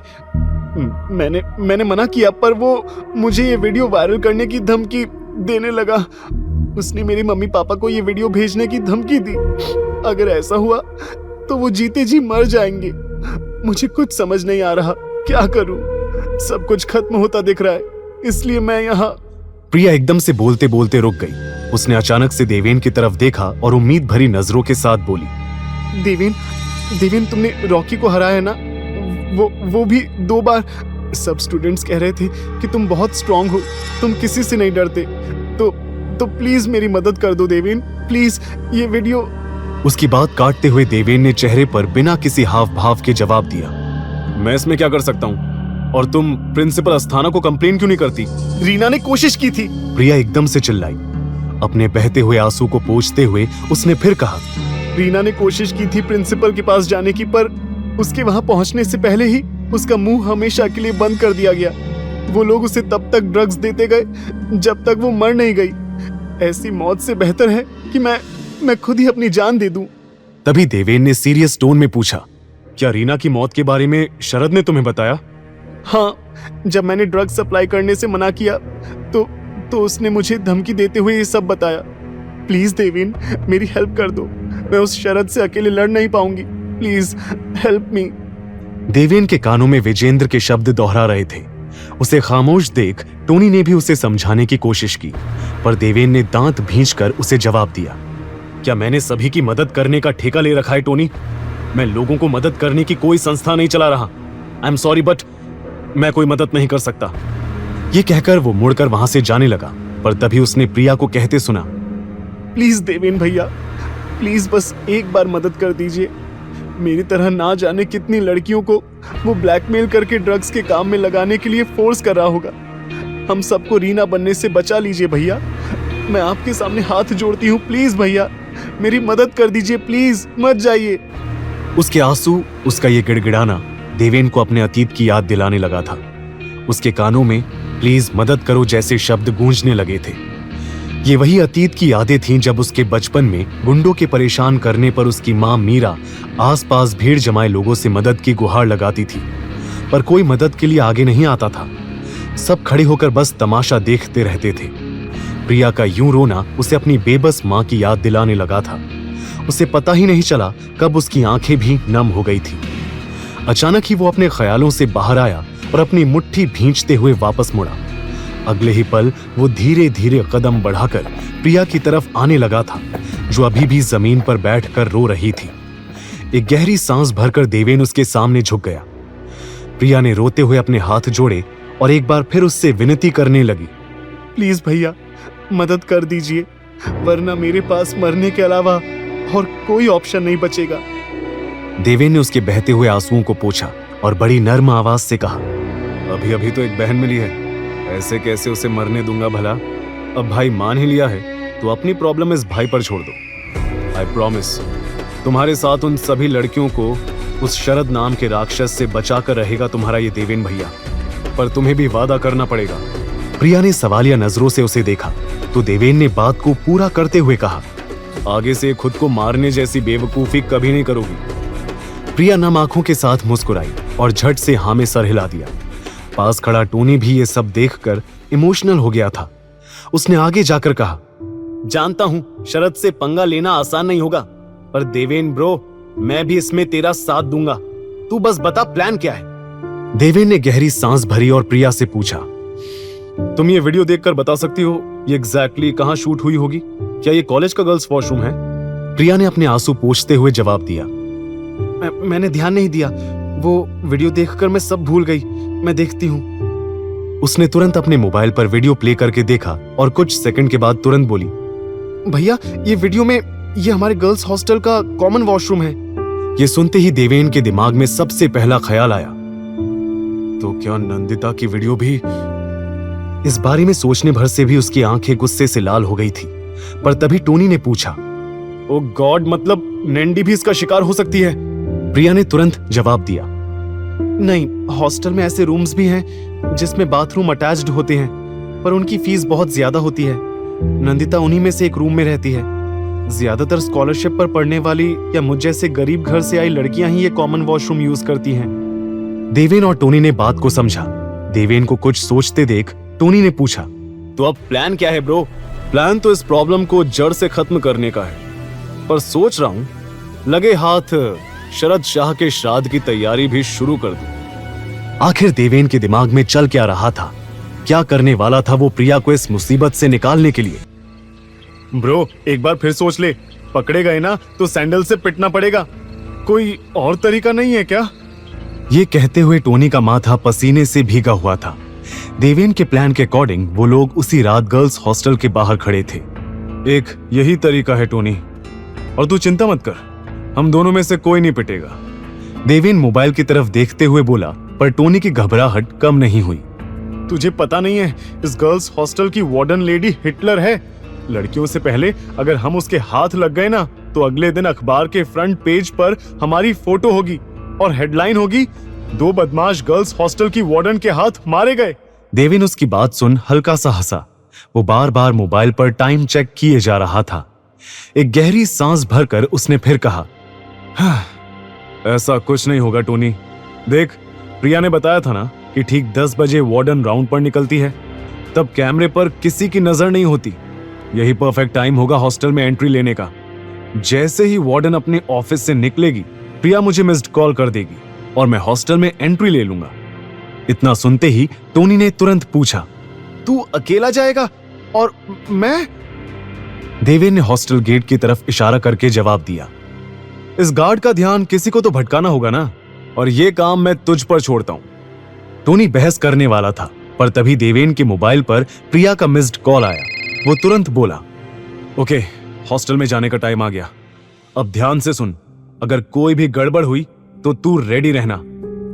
भागने के लिए ना? नहीं, पिटने के लिए। देवेन ने मजाक में डराते हुए कहा और टोनी को उस गार्ड के पास भेज दिया। टोनी ने कुछ ही सेकंड्स में उस गार्ड को अपनी बातों में उलझाना शुरू कर दिया था। जैसे ही गार्ड का ध्यान वहां गेट से भटका, देवेन तुरंत गेट क्रॉस करके अंदर चला गया। वो बिना रुके सीधा हॉस्टल के मेन एंट्रेंस की तरफ जाने लगा। प्रिया ने बताया था, एंट्रेंस से लेफ्ट में कॉरिडोर के एंड पर वार्डन का ऑफिस है। वहीं से वो पूरे हॉस्टल के कैमरों पर नजर रखती है। ये कहते हुए देवेन एंट्रेंस से एंटर होकर इधर उधर नजर घुमा रहा था। इस वक्त तक सभी लड़कियां अपने कमरे में जा चुकी थी। कॉरिडोर एकदम सुनसान पड़ा था। देवेन तेज कदमों के साथ कॉरिडोर के एंड में वार्डन के ऑफिस में घुस गया। उसके पीछे पीछे प्रिया भी वहां पहुंच गई। वो इस प्लान से काफी घबराई हुई दिख रही थी। देवेन भैया, मुझे बहुत डर लग रहा है। अगर कुछ गड़बड़ हो गई तो वार्डन मुझे हॉस्टल से निकाल देगी और वो कॉलेज में भी कंप्लेन कर देगी। मेरा करियर खत्म हो जाएगा। देवेन ने उसके गाल पर हाथ रख उसे समझाया। ऐसा कुछ नहीं होगा प्रिया, मुझ पर भरोसा रखो, मैं तुम पर कोई मुसीबत नहीं आने दूंगा। अभी फिलहाल जिस काम के लिए आए हैं वो करते हैं। देखें तो जरा, तुम्हारी लेडी हिटलर इस शरत के साथ मिली हुई है या नहीं। देवेन ये कहते हुए वहां टेबल पर रखे कंप्यूटर के पास गया। इसी कंप्यूटर पर पूरे हॉस्टल में लगे कैमरे की फुटेज दिखाई देती है ना? हाँ भैया, पर मुझे इसका पासवर्ड नहीं पता। उसकी चिंता तुम मत करो। इतना कहकर देवेन मुस्कुराया और उसने तुरंत कीबोर्ड पर अपनी उंगलियों से ऐसा जादू किया कि कुछ ही सेकंड्स में पासवर्ड अनलॉक हो गया। ये सब देख प्रिया की आंखें हैरानी से बड़ी हो गई। आप तो आर्ट स्टूडेंट हो ना भैया, आपने ये सब इतनी आसानी से कैसे किया? ये सब सवालों का जवाब बाद में दूंगा, पहले जरा देखे तो सही तुम्हारी वार्डन शरद के इस घटिया चाल के हिस्सेदार है या सिर्फ एक मोहरा है। देवेन ने कहा और फिर कंप्यूटर पर सभी कैमरों की फुटेजेस चेक करने लगा। इसमें उस गर्ल्स वॉशरूम के कैमरे की कोई फुटेज नहीं दिख रही है, सब कॉरिडोर्स की हैं। मेन और बैक एंट्रेंस की फुटेज भी दिख रही है। तभी प्रिया बोली, भैया मैंने वॉशरूम में जाकर चेक भी किया था, पर मुझे वहां कोई कैमरा नहीं दिखा। पता नहीं उस शरद ने वो कैमरा कहां फिट किया है। अब क्या करेंगे भैया, कैसे पता लगाएंगे? देवेन तो जैसे सारी प्रॉब्लम्स के सलूशन के साथ तैयार होकर ही आया था। उसने तुरंत प्रिया से उसका मोबाइल लिया और उसमें अपने मोबाइल से एक ऐप इंस्टॉल करके कहा, प्रिया अब अपना मोबाइल लो और उसी वॉशरूम में वापस जाओ। इस मोबाइल को हर कॉर्नर में ले जाकर चेक करना। मैंने जो ऐप डाउनलोड की है उसकी मदद से हमें कैमरा कहां छुपाया गया है उसका पता चल जाएगा। यह ऐप वॉशरूम में लगे डिवाइस के सिग्नल को कैच करेगा और उसका आईपी एड्रेस सीधा मेरे मोबाइल पर आ जाएगा। एक बार आईपी एड्रेस का पता चल जाए फिर कैमरा को डिसेबल करने में आसानी तो होगी ही, साथ ही ये भी ट्रैक हो जाएगा कि शरद कैमरा से शूट हुआ सारा डेटा कहां स्टोर कर रहा है। प्रिया उसके पूरे प्लान को सुनकर कॉन्फिडेंट फील करने लगी थी। उसने तुरंत अपना मोबाइल लिया और वहां से उस वॉशरूम की तरफ चली गई। देवेन मोबाइल हाथ में लेकर कंप्यूटर के सामने बैठा प्रिया के कैमरा ट्रेस करने का इंतजार कर रहा था। तभी उसे टोनी का कॉल आया।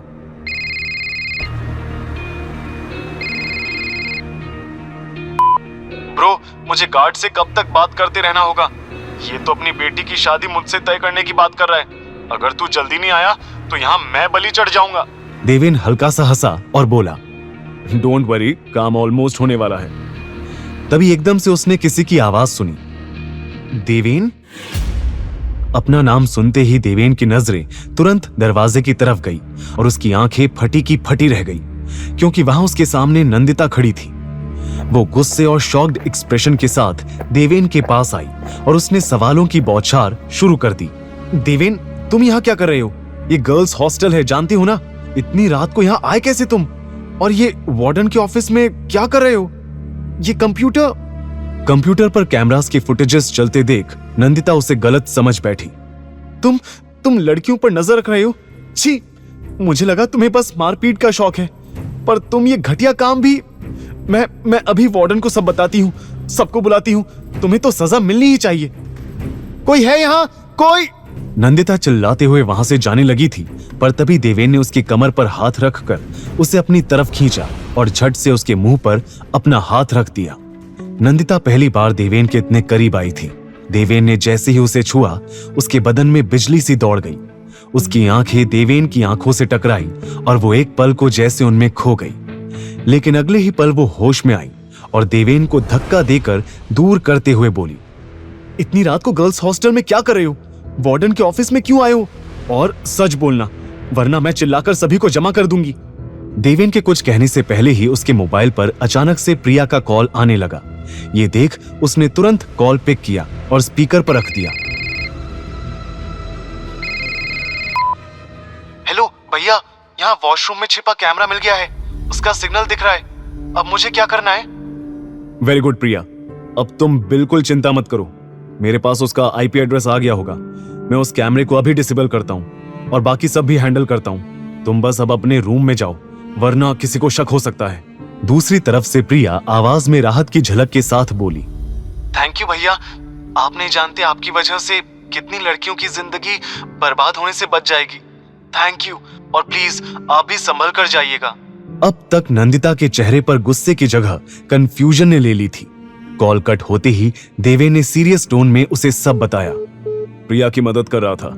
उस शरद ने गर्ल्स वॉशरूम में कैमरा लगाया था, जिसके जरिए वो प्रिया को ब्लैकमेल कर रहा था, यहाँ हॉस्टल में ड्रग्स सप्लाई करने के लिए, समझी? जब देखो मुझे क्रिमिनल का खिताब दे देती हो। नंदिता कुछ बोलना चाह रही थी, पर उसके मुंह से शब्द बाहर नहीं आ पा रहे थे। देवेन ने विनिंग स्माइल के साथ कहा, क्या हुआ? समझ नहीं आ रहा क्या बोलूं? मैडम, आप सॉरी बोलने से शुरुआत क्यों नहीं करती? नंदिता जो थोड़ी देर पहले सॉरी बोलने ही वाली थी, वो उसके एटीट्यूड को देख चिढ़ गई। सॉरी, गलती तुम्हारी है जो मुझे गलत वक्त पर गलत जगह मिल जाती हो। अब गलत फहमी नहीं होगी तो क्या होगा? अब खड़े क्या हो? चलो, जिस काम के लिए आए हो वो करो। कहते हुए वो कंप्यूटर की तरफ चली गई। उसे एम्बैरेस्ड देख देवेन दबी मुस्कान के साथ पीछे पीछे आया। उसने तुरंत अपने मोबाइल को कंप्यूटर से कनेक्ट किया और कैमरे के आईपी एड्रेस को ट्रैक करने लगा। नंदिता दरवाजे की तरफ नजर गड़ाई थी। देवेन, जल्दी करो, 10:15 हो गए हैं। वार्डन के वापस आने का टाइम हो गया है। ये कंप्यूटर थोड़ा स्लो चल रहा है। मुझे जानना है कि शरद सब डेटा एग्जैक्टली कहां स्टोर कर रहा है। इसके लिए थोड़ा तो वेट करना पड़ेगा। देवेन कीबोर्ड पर लगातार टाइप कर रहा था। ये देख नंदिता बोली, तुम्हें ये सब टेक्निकल नॉलेज भी है? इम्प्रेसिव। देवेन ने टेढ़ी मुस्कान के साथ जवाब दिया, मेरे टैलेंट की लिस्ट बहुत लंबी है नंदिता जी। नंदिता आर्ग्यू करने वाली थी, तभी उन्हें कॉरिडोर से एक औरत की बुलंद आवाज सुनाई पड़ी। हाँ, कुछ लड़कियां बाहर गई हैं और अभी तक वापस नहीं आई हैं। आने दो उन्हें, सजा जरूर दूंगी। वीकेंड है तो क्या लेट नाइट पार्टीज करेंगी? रूल्स नाम की चीज भी कुछ होती है। 10 बजे के बाद कोई लड़की कमरे के बाहर नहीं होनी चाहिए, पर कुछ लड़कियां सुनती ही नहीं है। यह आवाज सुनते ही नंदिता के हाथ पैर फूलने लगे। मर गए देवेन, वार्डन आ रही है, जल्दी करो। अपने साथ मुझे भी मरवाने का प्लान है क्या? देवेन ने चिढ़ाते हुए जवाब दिया, देखो, मैंने तुम्हें मुसीबत में फंसने का न्योता नहीं दिया था। तुम खुद ही यहाँ चलकर आई थी। और अचानक से देवेन को कंप्यूटर पर डेटा स्टोरेज लोकेशन का पता चल गया। डन, लोकेशन मिल गई और कैमरा भी डिसेबल हो गया है। तभी दोनों ने दरवाजा खुलने की आवाज सुनी। नंदिता ने देवेन को वहां पास रखे काउच के पीछे छिपने का इशारा कर दिया। उसके छिपते ही ऑफिस का डोर ओपन हो गया। वहां 40-45 साल की हट्टी कट्टी औरत खड़ी थी। नंदिता, तुम इस वक्त यहाँ क्या कर रही हो? टाइम देखा है? 10:17 हो गए हैं। रूल्स भूल गई हो क्या? नंदिता हड़बड़ाते हुए बोली, नो मैम, एक्चुअली वो मुझे आपसे मिलना था, इसलिए यहाँ ऑफिस में आ गई। मुझसे मिलना था? वो भी इतनी रात को? सुबह नहीं मिल सकती थी? वार्डन की स्ट्रिक्ट टोन से नंदिता घबरा गई। एक्चुअली मैम, वो मेरे कमरे की ट्यूबलाइट वो फ्लिकर कर रही है, उसे ठीक करवाना है। ठीक है, मैं कल देखती हूँ। Now go back to your room. Nandita couch की तरफ देख रही थी जहां देवेन छिपा हुआ था। वो यही सोच रही थी कि उसे बाहर कैसे निकाले। तभी उसने एकदम से कहा, मैम, आपके पास सिरदर्द के लिए कोई मेडिसिन होगी? वो मेरे पास खत्म हो गई है और बाकी लड़कियों को इस वक्त परेशान करना सही नहीं होगा। वार्डन ने गहरी सांस भरी और वहां टेबल के पीछे रखे कैबिनेट की तरफ मुड़ गई। मौका देख नंदिता ने तुरंत देवेन को इशारा किया और वो ऑफिस से बाहर आ गया। नंदिता ने राहत की सांस भरी और फिर झूठी मुस्कुराहट के साथ वार्डन से मेडिसिन ली और वहां से चली गई। बाहर आते ही उसे देवेन कुछ ही दूरी पर खड़ा मिला।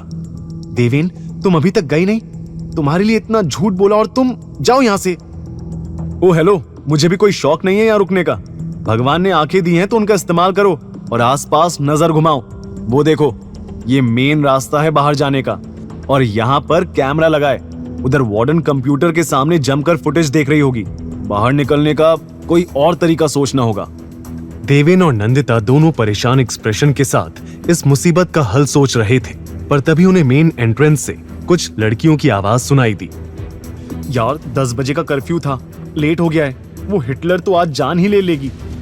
देवेन और नंदिता लड़कियों के आने से घबरा रहे थे और तभी उन्हें पीछे से वार्डन के ऑफिस से बाहर आने की आवाज भी आने लगी, जिसे सुनते ही दोनों की आंखें शौक से बड़ी हो गई। दोनों समझ चुके थे कि वो बुरी तरह फंस गए हैं। अब क्या करेंगे देवेन? सामने से ये लड़कियां और पीछे वो वार्डन, हम पकड़े जाएंगे। कुछ करो। सोचने तो दो मुझे मेरी माँ। देवेन भी काफी परेशान दिख रहा था। तभी सामने से आई उन लड़कियों के सामने आकर किसी ने रास्ता रोक दिया। देवेन और नंदिता ने देखा तो वो और कोई नहीं बल्कि प्रिया ही थी, जिसने उन्हें तुरंत वहां से निकलने का इशारा कर दिया। अचानक से नंदिता को अपने पीछे कदमों की आवाज सुनाई पड़ी उसने तुरंत देवेन का हाथ पकड़ा और वहां स्टेयर्स से होते हुए उसे सीधा अपने कमरे में ले गई। कमरे का डोर अंदर से लॉक करते ही देवेन और नंदिता ने राहत की सांस ली। कैसा बकवास प्लान बनाया था तुमने। अगर अभी पकड़े जाते तो तुम कुछ सोचकर भी आए थे या बस हीरोगिरी दिखाने निकल पड़े? देवेन ने उसके करीब कदम बढ़ाया और चिढ़कर बोला, ओ हेलो, मेरा प्लान परफेक्ट ही था। तुम्हारी वजह से सब गड़बड़ हो गई। तुम नहीं आती तो तुम्हें समझाने में मेरा टाइम वेस्ट नहीं होता और मैं काम करके आराम से निकल जाता। तुम मान लो गलती आपकी थी नंदिता जी। ये सुन नंदिता का मुंह बंद हो गया था। देवेन ने गहरी सांस भरकर रूम में इधर उधर घूमना शुरू कर दिया, जैसे वहां का मुआयना कर रहा हो। Nice room. हॉस्टल में इतने अच्छे कमरे भी हो सकते हैं। बेड? तुम्हारे साथ कोई और लड़की भी रहती है क्या? वो कहाँ है? देवेन ने कैजुअली पूछा और पास टेबल पर रखी मैगजीन उठाकर सीधा नंदिता के बेड पर आराम से जाकर लेट गया। Are you serious? हमारे सामने इतनी बड़ी मुसीबत इंतजार कर रही है और तुम यहाँ रिलैक्स कर रहे हो। अरे ये सोचो कि तुम यहाँ से कैसे निकलोगे। और अगर कोई... उसी वक्त नंदिता के दरवाजे पर नॉक हुआ। नंदिता जहां शॉक में दिखी, वहीं देवेन अभी भी बेड पर रिलैक्स होकर लेटा रहा। जाओ दरवाजा खोलो, या तुम कहो तो मैं कर दूं? देवेन टेढ़ी मुस्कान के साथ बोला। नंदिता जानती थी वो इस सिचुएशन में भी उसे छेड़ रहा था। उसने एक पल देवेन को घूर कर देखा और घबराते हुए दरवाजे की तरफ गई। उसने थोड़ा सा दरवाजा खोला। वहां सामने अपनी फ्रेंड अर्चिता को देख नंदिता बोली, अर्चिता तुम यहाँ इतनी रात को क्या हुआ? नींद नहीं आ रही थी तो सोचा तेरे पास आ जाऊं। आज तेरी रूममेट रूही भी नहीं है ना। चल साथ में हॉरर मूवी देखते हैं। दरवाजा तो खोल वरना वार्डन आ जाएगी। अर्चिता अंदर आने की कोशिश में थी कि तभी नंदिता चिल्लाई, नहीं। अर्चिता एकदम से हैरान हो गई। तभी नंदिता ने नर्वस स्माइल के साथ फिर कहा, वो मतलब अभी नहीं आ सकती तुम। वो मुझे अकेले पढ़ाई करनी है देर रात तक। तो हम कल मिलते हैं। Okay, good night. ये कहते ही नंदिता ने झट से दरवाजा बंद कर दिया और मुड़कर अपनी बढ़ी हुई धड़कनों को शांत करने लगी। फिर कुछ पल रुककर वो देवेन की तरफ आते हुए बोली, देवेन, सिर्फ तुम्हारी वजह से मुझे झूठ बोलना पड़ रहा है। इतना झूठ तो मैंने अपनी पूरी लाइफ में नहीं बोला होगा। तुम... ओह रियली? तुमने इससे पहले कोई झूठ नहीं कहा मिस नंदिता शेखावत? देवेन ने टेढ़ी मुस्कान के साथ कहा। नंदिता उसके हाथ में अपनी और अपने पापा की फोटो को देख एकदम शॉक्ड हो गई थी। ये फोटो तुम्हारे पास? मैंने ड्रॉर में... तुम मेरे पर्सनल सामान में ताका झांकी कैसे कर सकते हो देवेन? नंदिता ने देवेन के हाथ से फ्रेम छीन लिया। तभी देवेन फिर बोला, वो फोटो तुम्हारे साथ तुम्हारे... हाँ, मेरे डैड हैं। नंदिता ने जवाब दिया और ड्रॉर खोल फ्रेम वापस उसमें रख दिया। कुछ देर के लिए कमरे में खामोशी छा गई थी। देवेन ने उनके बीच आई ऑकवर्ड खामोशी को तोड़ा। कमाल है नंदिता जी, आप तो बड़ी अमीर निकली। इंडिया के मशहूर बिजनेसमैन विजेंद्र शेखावत आपके डैड है। मैं होता तो इस बात का ढिंडोरा हर जगह पीट देता। पर तुम अजीब हो, तुमने अपनी असली पहचान छुपा रखी है। लेकिन क्यों? इसमें बताने वाली क्या बात है? मैं कॉलेज में पढ़ने आई हूं, अपनी अमीरी का शो ऑफ करने नहीं।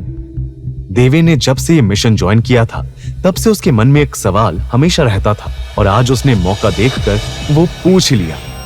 इतना अमीर होने के बावजूद भी तुम्हारी ऐसी क्या मजबूरी है कि तुम्हें इस कॉलेज में पढ़ना पड़ रहा है?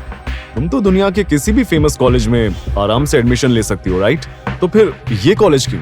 ये जानते हुए भी कि इस कॉलेज में पल पल स्टूडेंट्स की जान पर खतरा रहता है, तो फिर यहाँ ही क्यों नंदिता? ये महादेवी कॉलेज मेरे डैड ने बनवाया था देवेन। उसका ये जवाब सुनते ही देवेन की मुस्कान गायब हो गई। वहीं नंदिता ने होठों पर सैड स्माइल के साथ अपनी बात को पूरा किया।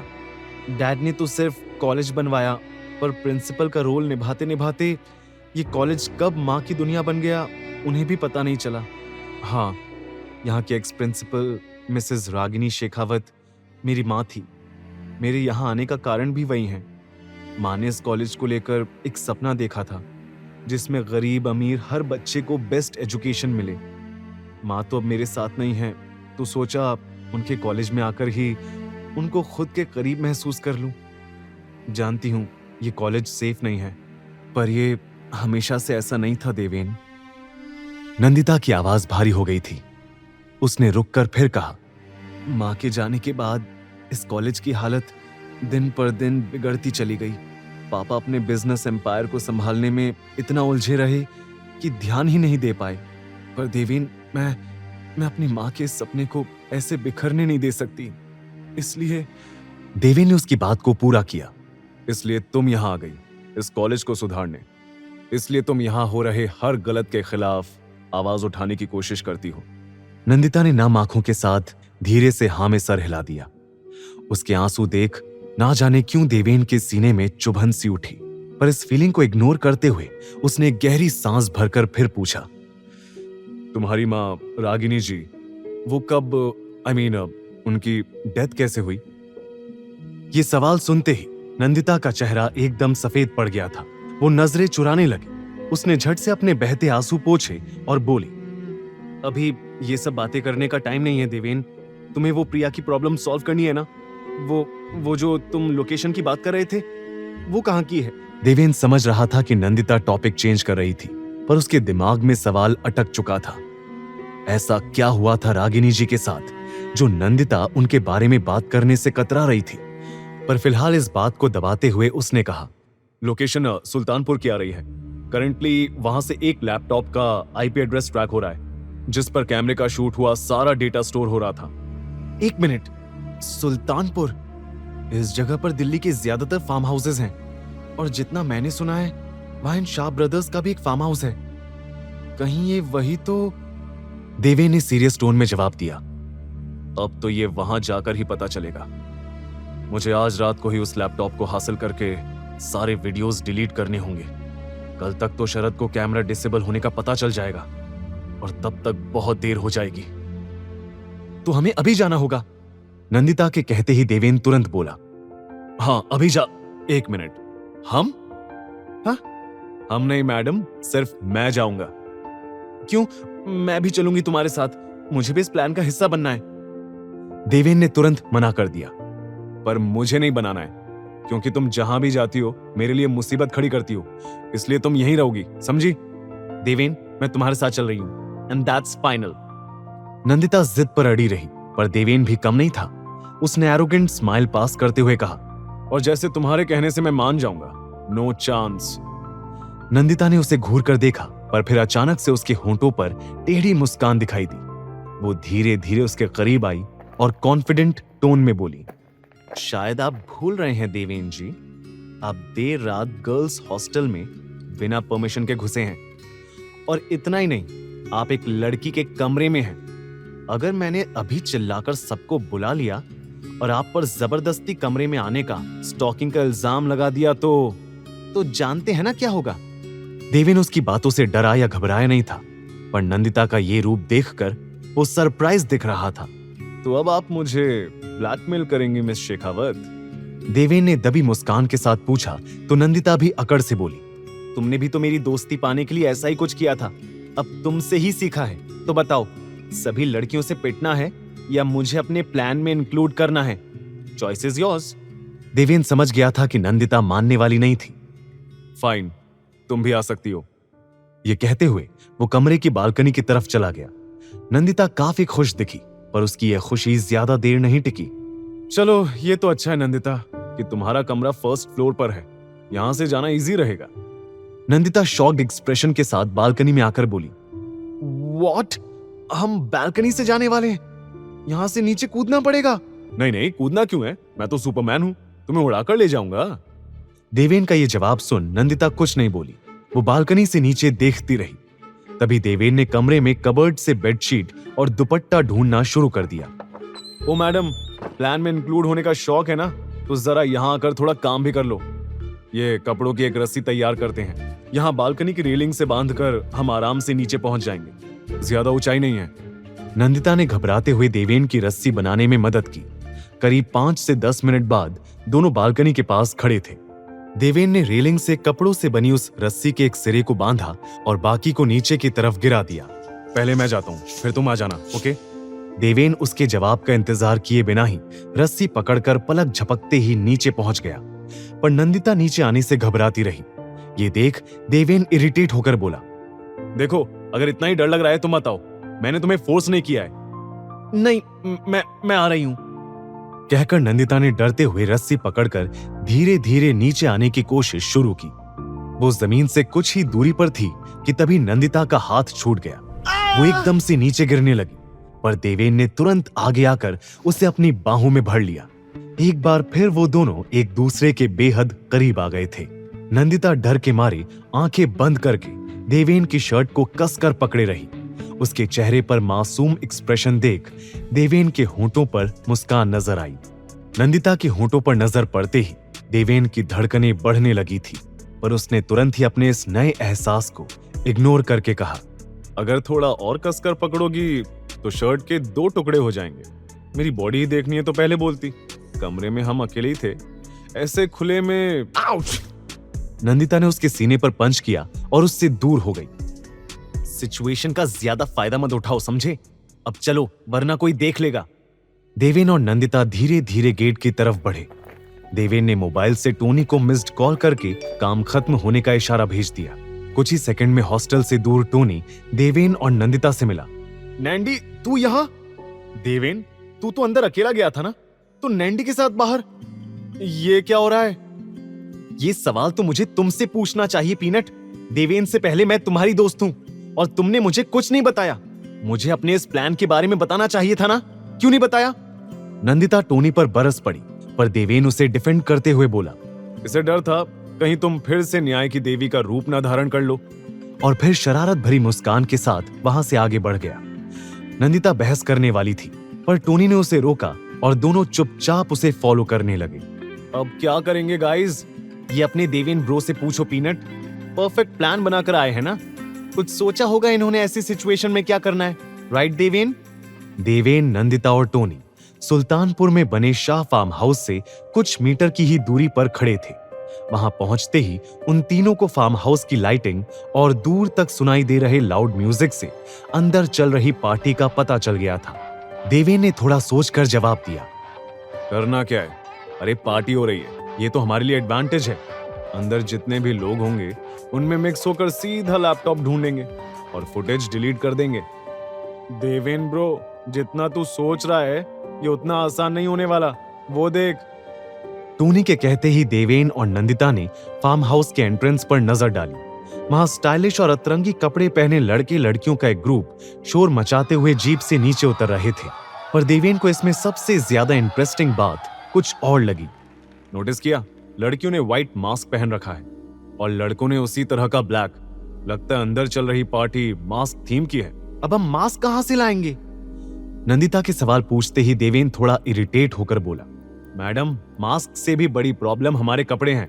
उन लड़कियों को देखो और खुद को देखो। नंदिता अपने ब्लू नाइट सूट की तरफ देख रही थी। तभी देवेन आगे बोला, ऐसे जाओगी तो वो गार्ड देखते ही उल्टे पैर वापस भेज देगा, और बाय चांस अंदर चले भी गए तो सभी की नजरें तुम पर अटक जाएंगी कि ये अजूबा कहां से आया है। नंदिता ने गुस्से से जवाब दिया, इतना ही खुद को स्मार्ट समझते हो तो निकालो इस प्रॉब्लम का सलूशन, और सलूशन नहीं है तो चुप रहो, समझे? क्या सलूशन निकालेगा इस प्रॉब्लम का देवेन? क्या होगा इस मास्क्ड थीम पार्टी में? क्या देवेन अपने प्लान में कामयाब हो पाएगा या टोनी और नंदिता के साथ आज किसी बहुत बड़ी मुसीबत में फंस जाएगा? बताओ देवेन, कैसे जाएंगे अंदर? देवेन नंदिता को पलटकर जवाब देने वाला था कि तभी टोनी रेफरी की तरह बीच में आ गया। गाइस रिलैक्स यार, जब मिलते हो लड़ने लगते हो, अभी सलूशन ढूंढने पर फोकस करो। देवेन और नंदिता ने एक दूसरे से नजर फेर ली। तभी देवेन की नजर वहां आती एक कार की तरफ गई जिसमें मास्क लगाए एक कपल बैठा था। अब जैसा कहता हूं बिल्कुल वैसा ही करना। टोनी, समझा देना अपनी दोस्त को, कोई गड़बड़ ना करे। ये कहते ही देवेन हाथ दिखाकर कार रुकवाने लगा। Please help help. कार रुकते ही देवेन घबराई आवाज में बोला, देखिए, मेरी गर्लफ्रेंड को जल्द से जल्द हॉस्पिटल लेकर जाना है। आप हमारी मदद कर दीजिए प्लीज। देखिए, उसे बहुत दर्द हो रहा है। फिर पीछे मुड़ उसने नंदिता को इशारा किया। एक पल की हैरानी के बाद नंदिता भी उसकी एक्टिंग में शामिल हो गई। मेरा पेट सच में बहुत दर्द कर रहा है, प्लीज हेल्प। वो कपल जैसे ही उनकी मदद के लिए कार से बाहर आया, देवेन ने कुछ ऐसा किया जिसे देखकर नंदिता और टोनी दोनों की आंखें फट गई। देवेन! नंदिता और टोनी दोनों चीख पड़े। क्योंकि देवेन ने पल भर में वहां खड़े कपल के गले का कोई पॉइंट दबाकर उन्हें बेहोश कर दिया था। उस कपल को जमीन पर ढेर देख नंदिता और टोनी दोनों का मुंह शौक से खुला का खुला रह गया था। ये क्या किया तुमने देवेन? कहते हुए नंदिता टेंशन में उस कपल को चेक करने लगी, पर देवेन ने बड़ी बेपरवाही से जवाब दिया, डोंट वरी, जिंदा है, बस बेहोश किया है। चलो, एटलीस्ट कपड़ों का तो इंतजाम हो गया। ये सुन जहां नंदिता उसे गुस्से से घूर रही थी, वहीं टोनी ने एक्साइटेड टोन में कहा, वो ब्रो, तुझे ये टेक्निक भी आती है? ऑसम, मुझे भी सिखाना। कुछ नहीं करना, बस गर्दन का एक पॉइंट दबाओ और सामने वाली पार्टी आउट। टोनी का ये एक्साइटमेंट शुरू होते ही खत्म हो गया जब देवेन को गुस्से से घूर रही नंदिता ने कहा, चोरी छिपे गर्ल्स हॉस्टल में घुसना, हैकिंग करना, बालकनी से कूदना और अब कपड़े चुराने के लिए ऐसे बेहोश करना, कंफर्म है तुम एक सर्टिफाइड क्रिमिनल हो मिस्टर देवेन। भूलो मत, इसी क्रिमिनल की वजह से तुम्हारे गर्ल्स हॉस्टल की बहुत लड़कियों की जान बचने वाली है। तो ये तानों को थैंक यू में बदल लो, बेहतर रहेगा। अब चलो, तुम उस लड़की के कपड़ों से अपने कपड़े बदल लो और मैं इस लड़के के साथ कर लेता हूँ। देवेन के ये कहते ही वहां खड़ा टोनी झट से बोला, और मैं? डोंट टेल मी, इस बार भी मुझे बाहर रहने की ड्यूटी मिली है। देवेन ने सॉरी स्माइल के साथ जवाब दिया, टोनी यार, माफ करना, पर तू किसी भी भेस में अंदर जाएगा तो पकड़ा जाएगा। पर तू चिंता मत कर, तेरे लिए मेरे पास एक और इम्पोर्टेंट काम है। देवेन अपनी बात पूरी कर पाता कि तभी नंदिता बोली, पर मैं क्या ऐसे खुले में चेंज करूंगी? वैसे तुम्हें कोई रोक नहीं रहा, पर फिलहाल के लिए कार की बैक सीट में चली जाओ। टोनी, पहले इस बेहोश पड़ी लड़की को बैक सीट पर बिठा दे, और नंदिता जी, फिर आप अपना ये सुंदर सुशील संस्कारी रूप छोड़कर जरा सेक्सी, शातिर, स्टाइलिश रूप में आ जाना। देवेन के कहने पर टोनी ने उस लड़की को बैक सीट पर लेटा दिया और वापस आ गया। नंदिता अब तक वहीं खड़ी थी। ये देख देवेन इरिटेट होकर बोला, अब आप खुद जाएंगी या मैं आकर कुछ मदद करूं? नंदिता ने उसे घूर कर देखा और कार में चली गई। कुछ ही मिनट बाद देवेन रिप्ड जीन्स और ब्लैक लेदर जैकेट में अंदर जाने के लिए रेडी था। नंदिता के आने से पहले वो टोनी को एक इंपॉर्टेंट काम समझा रहा था। जैसा कहा है बिल्कुल वैसा ही करना टोनी, जरा भी गड़बड़ नहीं होनी चाहिए। टोनी टेंस्ड टोन में बोला, पर देवेन, नंदिता इस बात के लिए नहीं मानेगी। उसे बता कौन रहा है? तुझे इस प्लान में रोल चाहिए था ना, तो बस अपना काम ठीक। देवेन कहते कहते रुक गया जब कार का दरवाजा खुला और उसमें से व्हाइट कलर की बॉडीकॉन ड्रेस पहने नंदिता बाहर आई। हवा में लहराते हुए बालों के साथ वो कार के पास नर्वस खड़ी थी। देवेन को पता ही नहीं चला कब उसके कदम नंदिता की तरफ बढ़ते चले गए। अब तो किसी की नजर मुझ पर नहीं पड़ेगी ना? Problem solve? नंदिता ने थोड़ा गुस्से में पूछा, पर देवेन ने मुस्कुराकर जवाब दिया, प्रॉब्लम तो बढ़ा दी तुमने, अब तो तुम पर से किसी की नजर हटना भी मुश्किल होगी। जहां देवेन उसकी खूबसूरती में खोया था, वहीं नंदिता उसकी आंखों में। दोनों एक पल के लिए आसपास का सब भूल ही गए थे, पर तभी टोनी ने छेड़ते हुए कहा, ये एक दूसरे को निहारने का कॉन्टेस्ट बाद में कर लेना, अभी मिशन पर फोकस करें। नंदिता ने तुरंत अपनी नजरें फेर ली और अपना ब्लशिंग फेस छुपाते हुए सीधा फार्म हाउस की तरफ कदम बढ़ाने लगी। देवेन भी दबी मुस्कान के साथ तुरंत उसके पीछे आया। ओ राजधानी एक्सप्रेस, रुको, ये मास्क तो पहन लो। नंदिता ने बिना कुछ कहे उसके हाथ से व्हाइट मास्क लेकर पहन लिया। देवेन भी ब्लैक मास्क लगाकर बोला, अब ध्यान से सुनो, अंदर जाकर ऐसे पेश आना कि तुम्हारे लिए पार्टीज में आना बहुत ही कॉमन बात है, ओके? नंदिता ने बात को समझा और देवेन के साथ कॉन्फिडेंटली फार्म हाउस में एंटर हो गई। अंदर आते ही दोनों एकदम शॉक्ड हो गए थे। सामने उस आलीशान बंगलो से लेकर पूल, गार्डन, सब यंग लड़के लड़कियों से भरा हुआ था। जहां कोई हुक्के के मजे ले रहा था, तो वहीं कुछ लोग वोडका शॉट्स का कंपटीशन कर रहे थे, तो कुछ लाउड म्यूजिक पर उछल रहे थे। ये कैसी पार्टी हुई भला? वो देखो, वो खुलेआम किस कर रहे हैं। छी, कोई ताज्जुब की बात नहीं होगी अगर यहाँ सब ड्रग्स भी ले रहे होंगे तो। नंदिता ने मुंह बिगाड़ कर कहा। ये सुनते ही देवेन हंसकर बोला, तो तुम्हें क्या लगा था यहाँ अंदर सब पूजा कर रहे होंगे और आखिर में प्रसाद लेकर शांति से लौट जाएंगे? नंदिता जी, आजकल पार्टीज ऐसी होती हैं। तुम पहले कभी पार्टी में गई भी हो? सॉरी, सवाल कुछ और होना चाहिए। पहले कभी किसी ने तुम्हें पार्टी में इनवाइट भी किया है? Just shut up. मैंने बहुत पार्टीज अटेंड की हैं, पर वो सब ऐसी जंगली नहीं होती। एनीवेज, मिशन पर फोकस करते हैं। शरद को ढूंढना है, राइट? शरद नहीं मैडम, उसका कमरा। इस बड़े से बंगले में उसका कमरा कौन सा है, ये ढूंढना है और खुद को सभी की नजरों में आने से बचाना है। देवेन के ये कहते ही नंदिता और देवेन आगे बढ़ने लगे। तभी देवेन ने पास से गुजर रहे वेटर की ट्रे से शैंपेन के 2 ग्लास उठा लिए। उसने जैसे ही नंदिता को पास किया, वो गुस्से में बोली, मैं ड्रिंक नहीं करती और इतने जरूरी मिशन पर तुम्हारा ये सब करना जरूरी है? थोड़ा दिमाग का इस्तेमाल भी कर लिया करो नंदिता जी। पीना नहीं है, बस किसी को शक ना हो इसलिए ये ग्लास पकड़ने को दिया है। नंदिता ने चुपचाप उसके हाथ से ग्लास ले लिया। करीब 5-10 मिनट इधर उधर नजर घुमाने के बाद उसने सीरियस टोन में पूछा, इतने सारे लोगों में शरद का पता कैसे लगाएंगे? सभी लड़कों ने एक जैसा मास्क पहना हुआ है। एक एक करके पूछेंगे तो किसी को शक भी हो सकता है। क्या करें? और तुम किसे ढूंढ रहे हो? किसी ऐसे को जो पार्टी की और इस फार्म हाउस के हर एक कोने की इंफॉर्मेशन रखता हो या रखती हो। मिल गई। देवेन की नजर एकदम से बार काउंटर के पास खड़ी रेड कलर की बैकलेस ड्रेस पहने एक लड़की पर जाकर रुक गई थी। देवेन ने उसे ऊपर से नीचे तक निहारा और शैंपेन का ग्लास एक ही घूंट में खत्म कर वहां से जाते हुए नंदिता से बोला, तुम यहीं रहना, अगर खो गई तो मैं ढूंढने नहीं आऊंगा। व्हाट? ओ हेलो, मैं कोई बच्ची, अरे तुम कहां जा? नंदिता के पूछने से पहले ही देवेन बार काउंटर की तरफ चला गया। वहां काउंटर पर जाते ही उसने ऑर्डर दिया, vodka shot, make it double.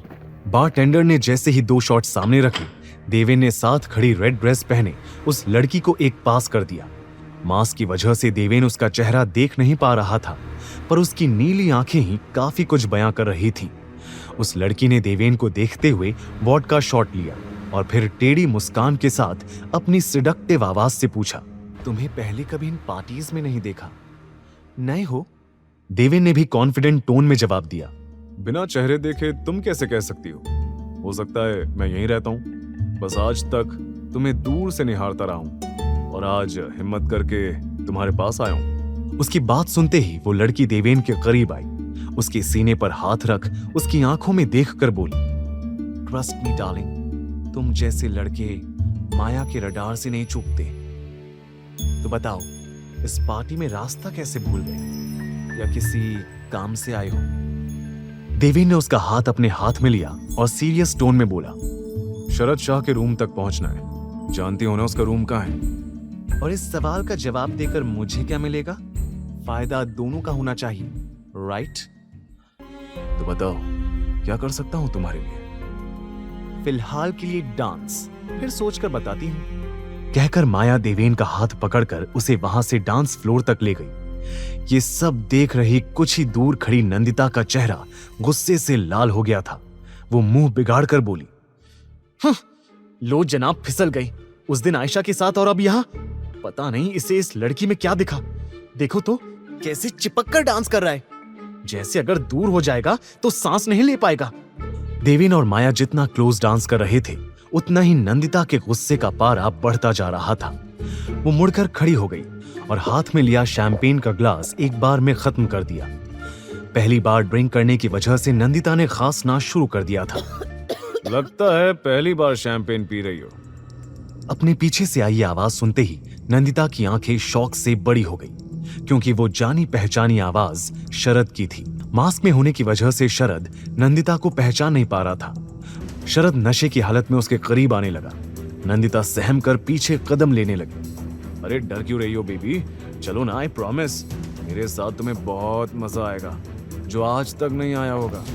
Nandita पीछे जाते जाते अचानक से किसी से टकरा गई। बढ़ी हुई धड़कनों के साथ उसने मुड़कर देखा, पर वहां देवेन को देख उसकी जान में जान आ गई। वहीं उसकी आंखों में डर की झलक देखते ही ना जाने क्यों देवेन का खून खौलने लगा था। मुट्ठी भींचकर वो शरद को मारने को भी तैयार था, पर नंदिता ने उसका हाथ पकड़ इशारे से मना कर दिया। तभी शरद बोला, तू कौन है बे? खैर तू जो भी है, इस लड़की को मेरे पास भेज।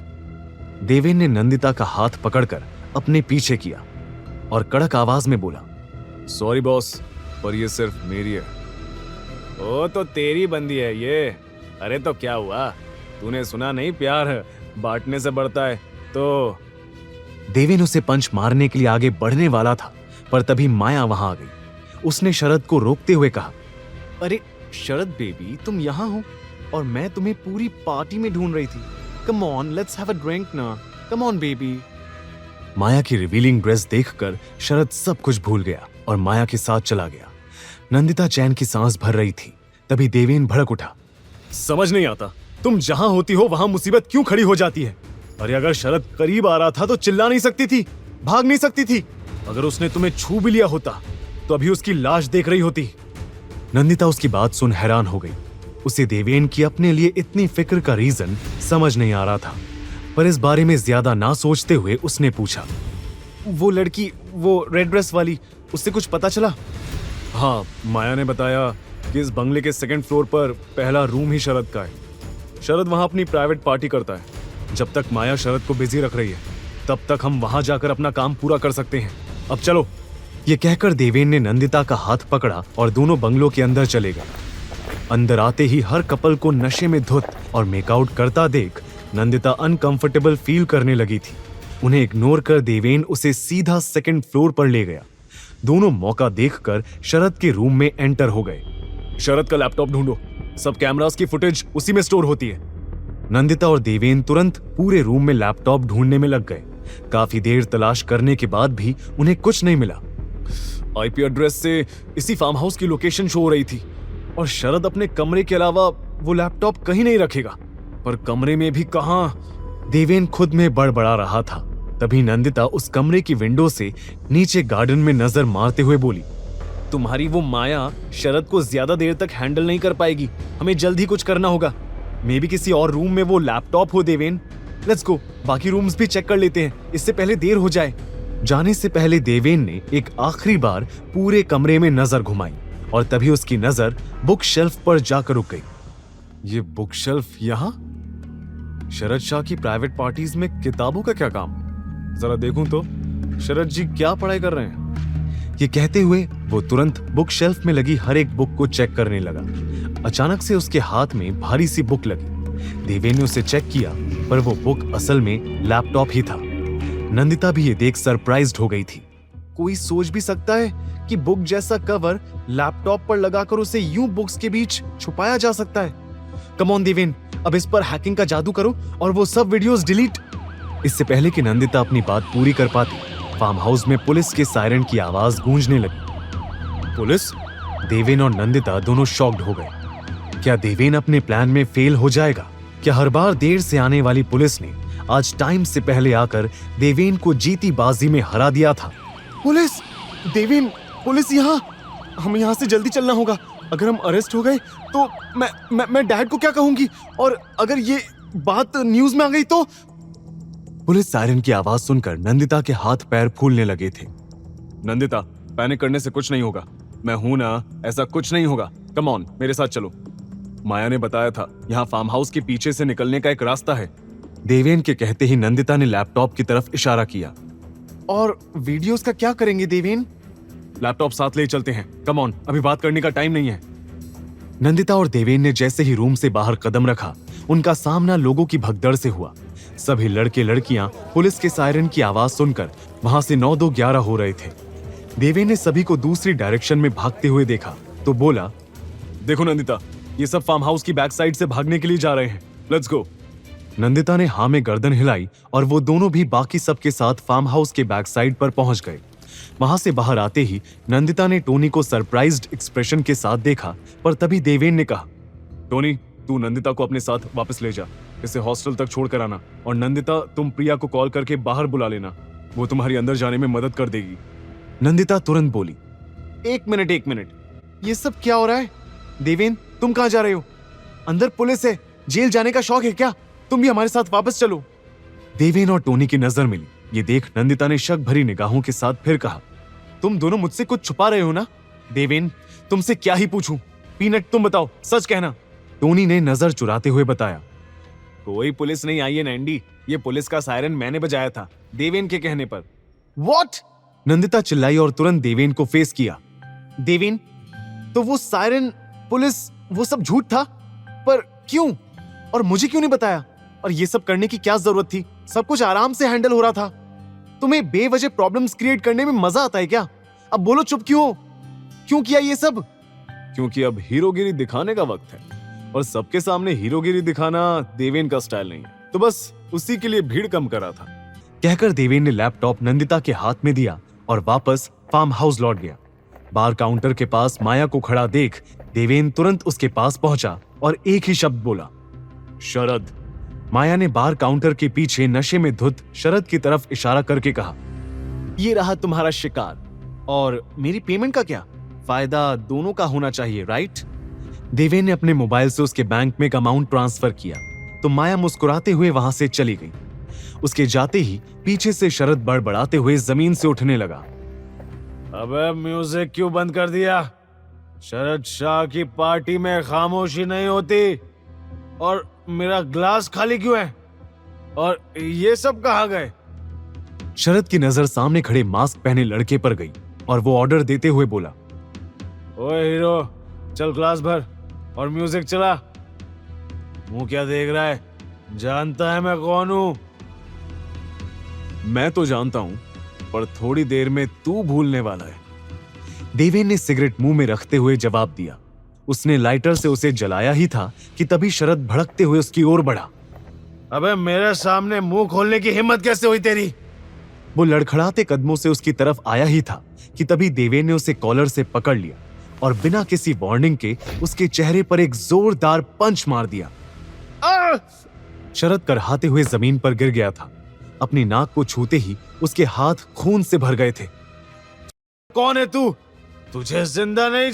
शरद के जमीन से उठने से पहले ही देवेन उसके सामने झुककर बोला, क्या मतलब? और तुझे? उसकी बात पूरी होने से पहले ही देवेन में हाथ में ली जलती हुई सिगरेट से शरद के बाजू को जलाना शुरू कर दिया था। रीना के बाजू पर उन नीडल मार्क्स को याद करते हुए वो शरद की बाजू के हर एक हिस्से पर जलती हुई सिगरेट को दबा रहा था। छोड़ मुझे! कोई है? छोड़ मुझे! शरद की चीखें उस फार्म हाउस में गूंज रही थी।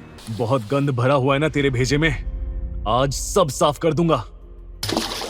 छोड़ मुझे! तू है कौन? अरे कोई है? छोड़ मुझे! छोड़! शरद चिल्लाता रहा पर देवेन ने उसके चेहरे को पूल में डुबा दिया। कुछ सेकंड्स तक उसने उसे बाहर नहीं आने दिया। शरद सांस की कमी से छटपटाने लगा था। तभी देवेन ने उसके चेहरे को पूल से बाहर निकाला। जिंदगी की भीख मांग शरद शाह। मैंने कुछ नहीं किया। मैंने इतना सुनते ही देवेन ने एक बार फिर शरद का चेहरा वापस पूल में डुबा दिया। देवेन ने जैसे ही उसके चेहरे को बाहर निकाला, शरद गहरी गहरी सांसें भरने लगा। तभी देवेन ने उसके मुंह को जकड़कर पूछा, लड़कियों की जिंदगी के साथ खेलने का शौक है ना तेरा? अब बता, कैसा लग रहा है जब तेरी जिंदगी के साथ खेला जा रहा है? शरद के कुछ कहने से पहले ही देवेन ने एक बार फिर उसका सर स्विमिंग पूल में डुबा दिया। कुछ सेकंड के बाद उसने जैसे ही शरद का सर बाहर निकाला, उसने गिड़गिड़ाना शुरू कर दिया। माफ कर दे, माफ कर दे, छोड़ दे मुझे, प्लीज प्लीज छोड़ दे, मैं हाथ जोड़ता हूं, प्लीज। हर लड़की तेरे सामने ऐसे ही गिड़गिड़ाती है ना, पर तुझे उन पर कभी रहम नहीं आया। तूने हमेशा उनकी बेबसी का फायदा उठाया। तो अब बता, मैं क्या करूं तेरे साथ? चाहूं तो यहीं तेरी जान ले सकता हूं। नहीं नहीं, छोड़ दे भाई, छोड़ दे, और नहीं, प्लीज छोड़ दे, माफ कर दे मुझे। शरद रोते हुए बोला, पर देवेन का गुस्सा अभी भी शांत नहीं हुआ था। और तभी शरद का नंदिता के करीब आने वाला पल उसकी आंखों के सामने आ गया। उसने इस बार शरद का पूरा सर पूल में डुबा दिया था। शरद सांस लेने की कोशिश में अंदर छटपटा रहा था कि तभी पीछे से कोई चिल्लाया, जस्ट स्टॉप इट, छोड़ो उसे, मर जाएगा वो। वहां नंदिता को देख देवेन ने नफरत भरी आवाज में जवाब दिया, ऐसे लोग मरना ही डिजर्व करते हैं। लेकिन नंदिता की वजह से देवेन ने उसे जाने दिया। शरद छटपटा रहा था, उसके लिए सांस लेना मुश्किल हो रहा था। तभी देवेन ने उसके मुंह को कसकर पकड़ा और धमकी भरी आवाज में बोला, आज के बाद किसी लड़की की तरफ आंख उठाते हुए भी तुझे देख लिया तो इससे भी बुरा हाल करूंगा, समझा? शरद ने डर से हां में सर हिला दिया और कुछ ही सेकंड बाद वहीं बेहोश होकर गिर गया। देवेन ने उसे घूर कर देखा और फिर टोनी और नंदिता के पास आकर बोला, अब जाकर हुआ मिशन कंप्लीट। अगली सुबह कॉलेज में, देवेन ब्रो, तूने सुना? शरद हॉस्पिटल में एडमिट है। टोनी अभी अभी कॉलेज आए देवेन को पिछली रात हुए कांड के बाद की अपडेट दे रहा था, पर देवेन पर उसका कोई असर नहीं दिख रहा था। तभी टोनी उसके कदमों की स्पीड को मैच करते हुए जल्दी जल्दी आगे बढ़ा और बोला, सुना तो ये भी है कि उसे कुछ टाइम तक आईसीयू में रखा जाएगा।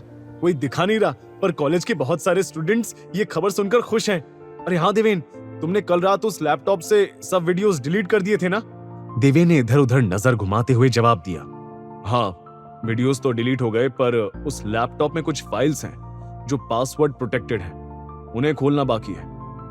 मे बी वहां ऐसी कुछ और वीडियोस हों, उन्हें डिलीट करना भी जरूरी है। फिर अचानक उसने फ्रस्ट्रेट होकर पूछा, ये नंदिता कहाँ है टोनी? वो कॉलेज आई है ना? अरे वो लेक्चर शुरू होने से पहले नैंडी हैरी को पढ़ाई में हेल्प कर रही है। दोनों एक खाली क्लास में बैठे हैं। जल्दी जा, कहीं कुछ गड़बड़ ना हो जाए। मैं क्यों जाऊं जल्दी? हैरी उसका दोस्त है, और फिर वो किसी के साथ भी हो, मुझे कोई फर्क नहीं पड़ता। अच्छा, तुझे फर्क नहीं पड़ता? देवेन पर कोई असर ना होते देख टोनी फिर बोला, ब्रो, फ्रेंड से बॉयफ्रेंड बनने में देर नहीं लगती। समझने की कोशिश कर और कुछ कर। मैं नहीं जानता तेरे दिमाग में ये फितूर किसने डाला, पर मुझे कोई फर्क नहीं पड़ता कि नंदिता किसके साथ है, कौन उसका बॉयफ्रेंड बनेगा। मुझे दोस्ती करनी थी, जो मैंने कर ली, बस। ये कहते हुए देवेन बिना सामने देखे सीधा सीधा चल रहा था। आगे की कहानी जानने के लिए देखिए अगला एपिसोड सिर्फ पॉकेट एफएम के यूट्यूब चैनल पर, और हीरोगिरी के सारे एपिसोड्स को सुनने के लिए डिस्क्रिप्शन में दी लिंक से डाउनलोड करें पॉकेट एफएम ऐप।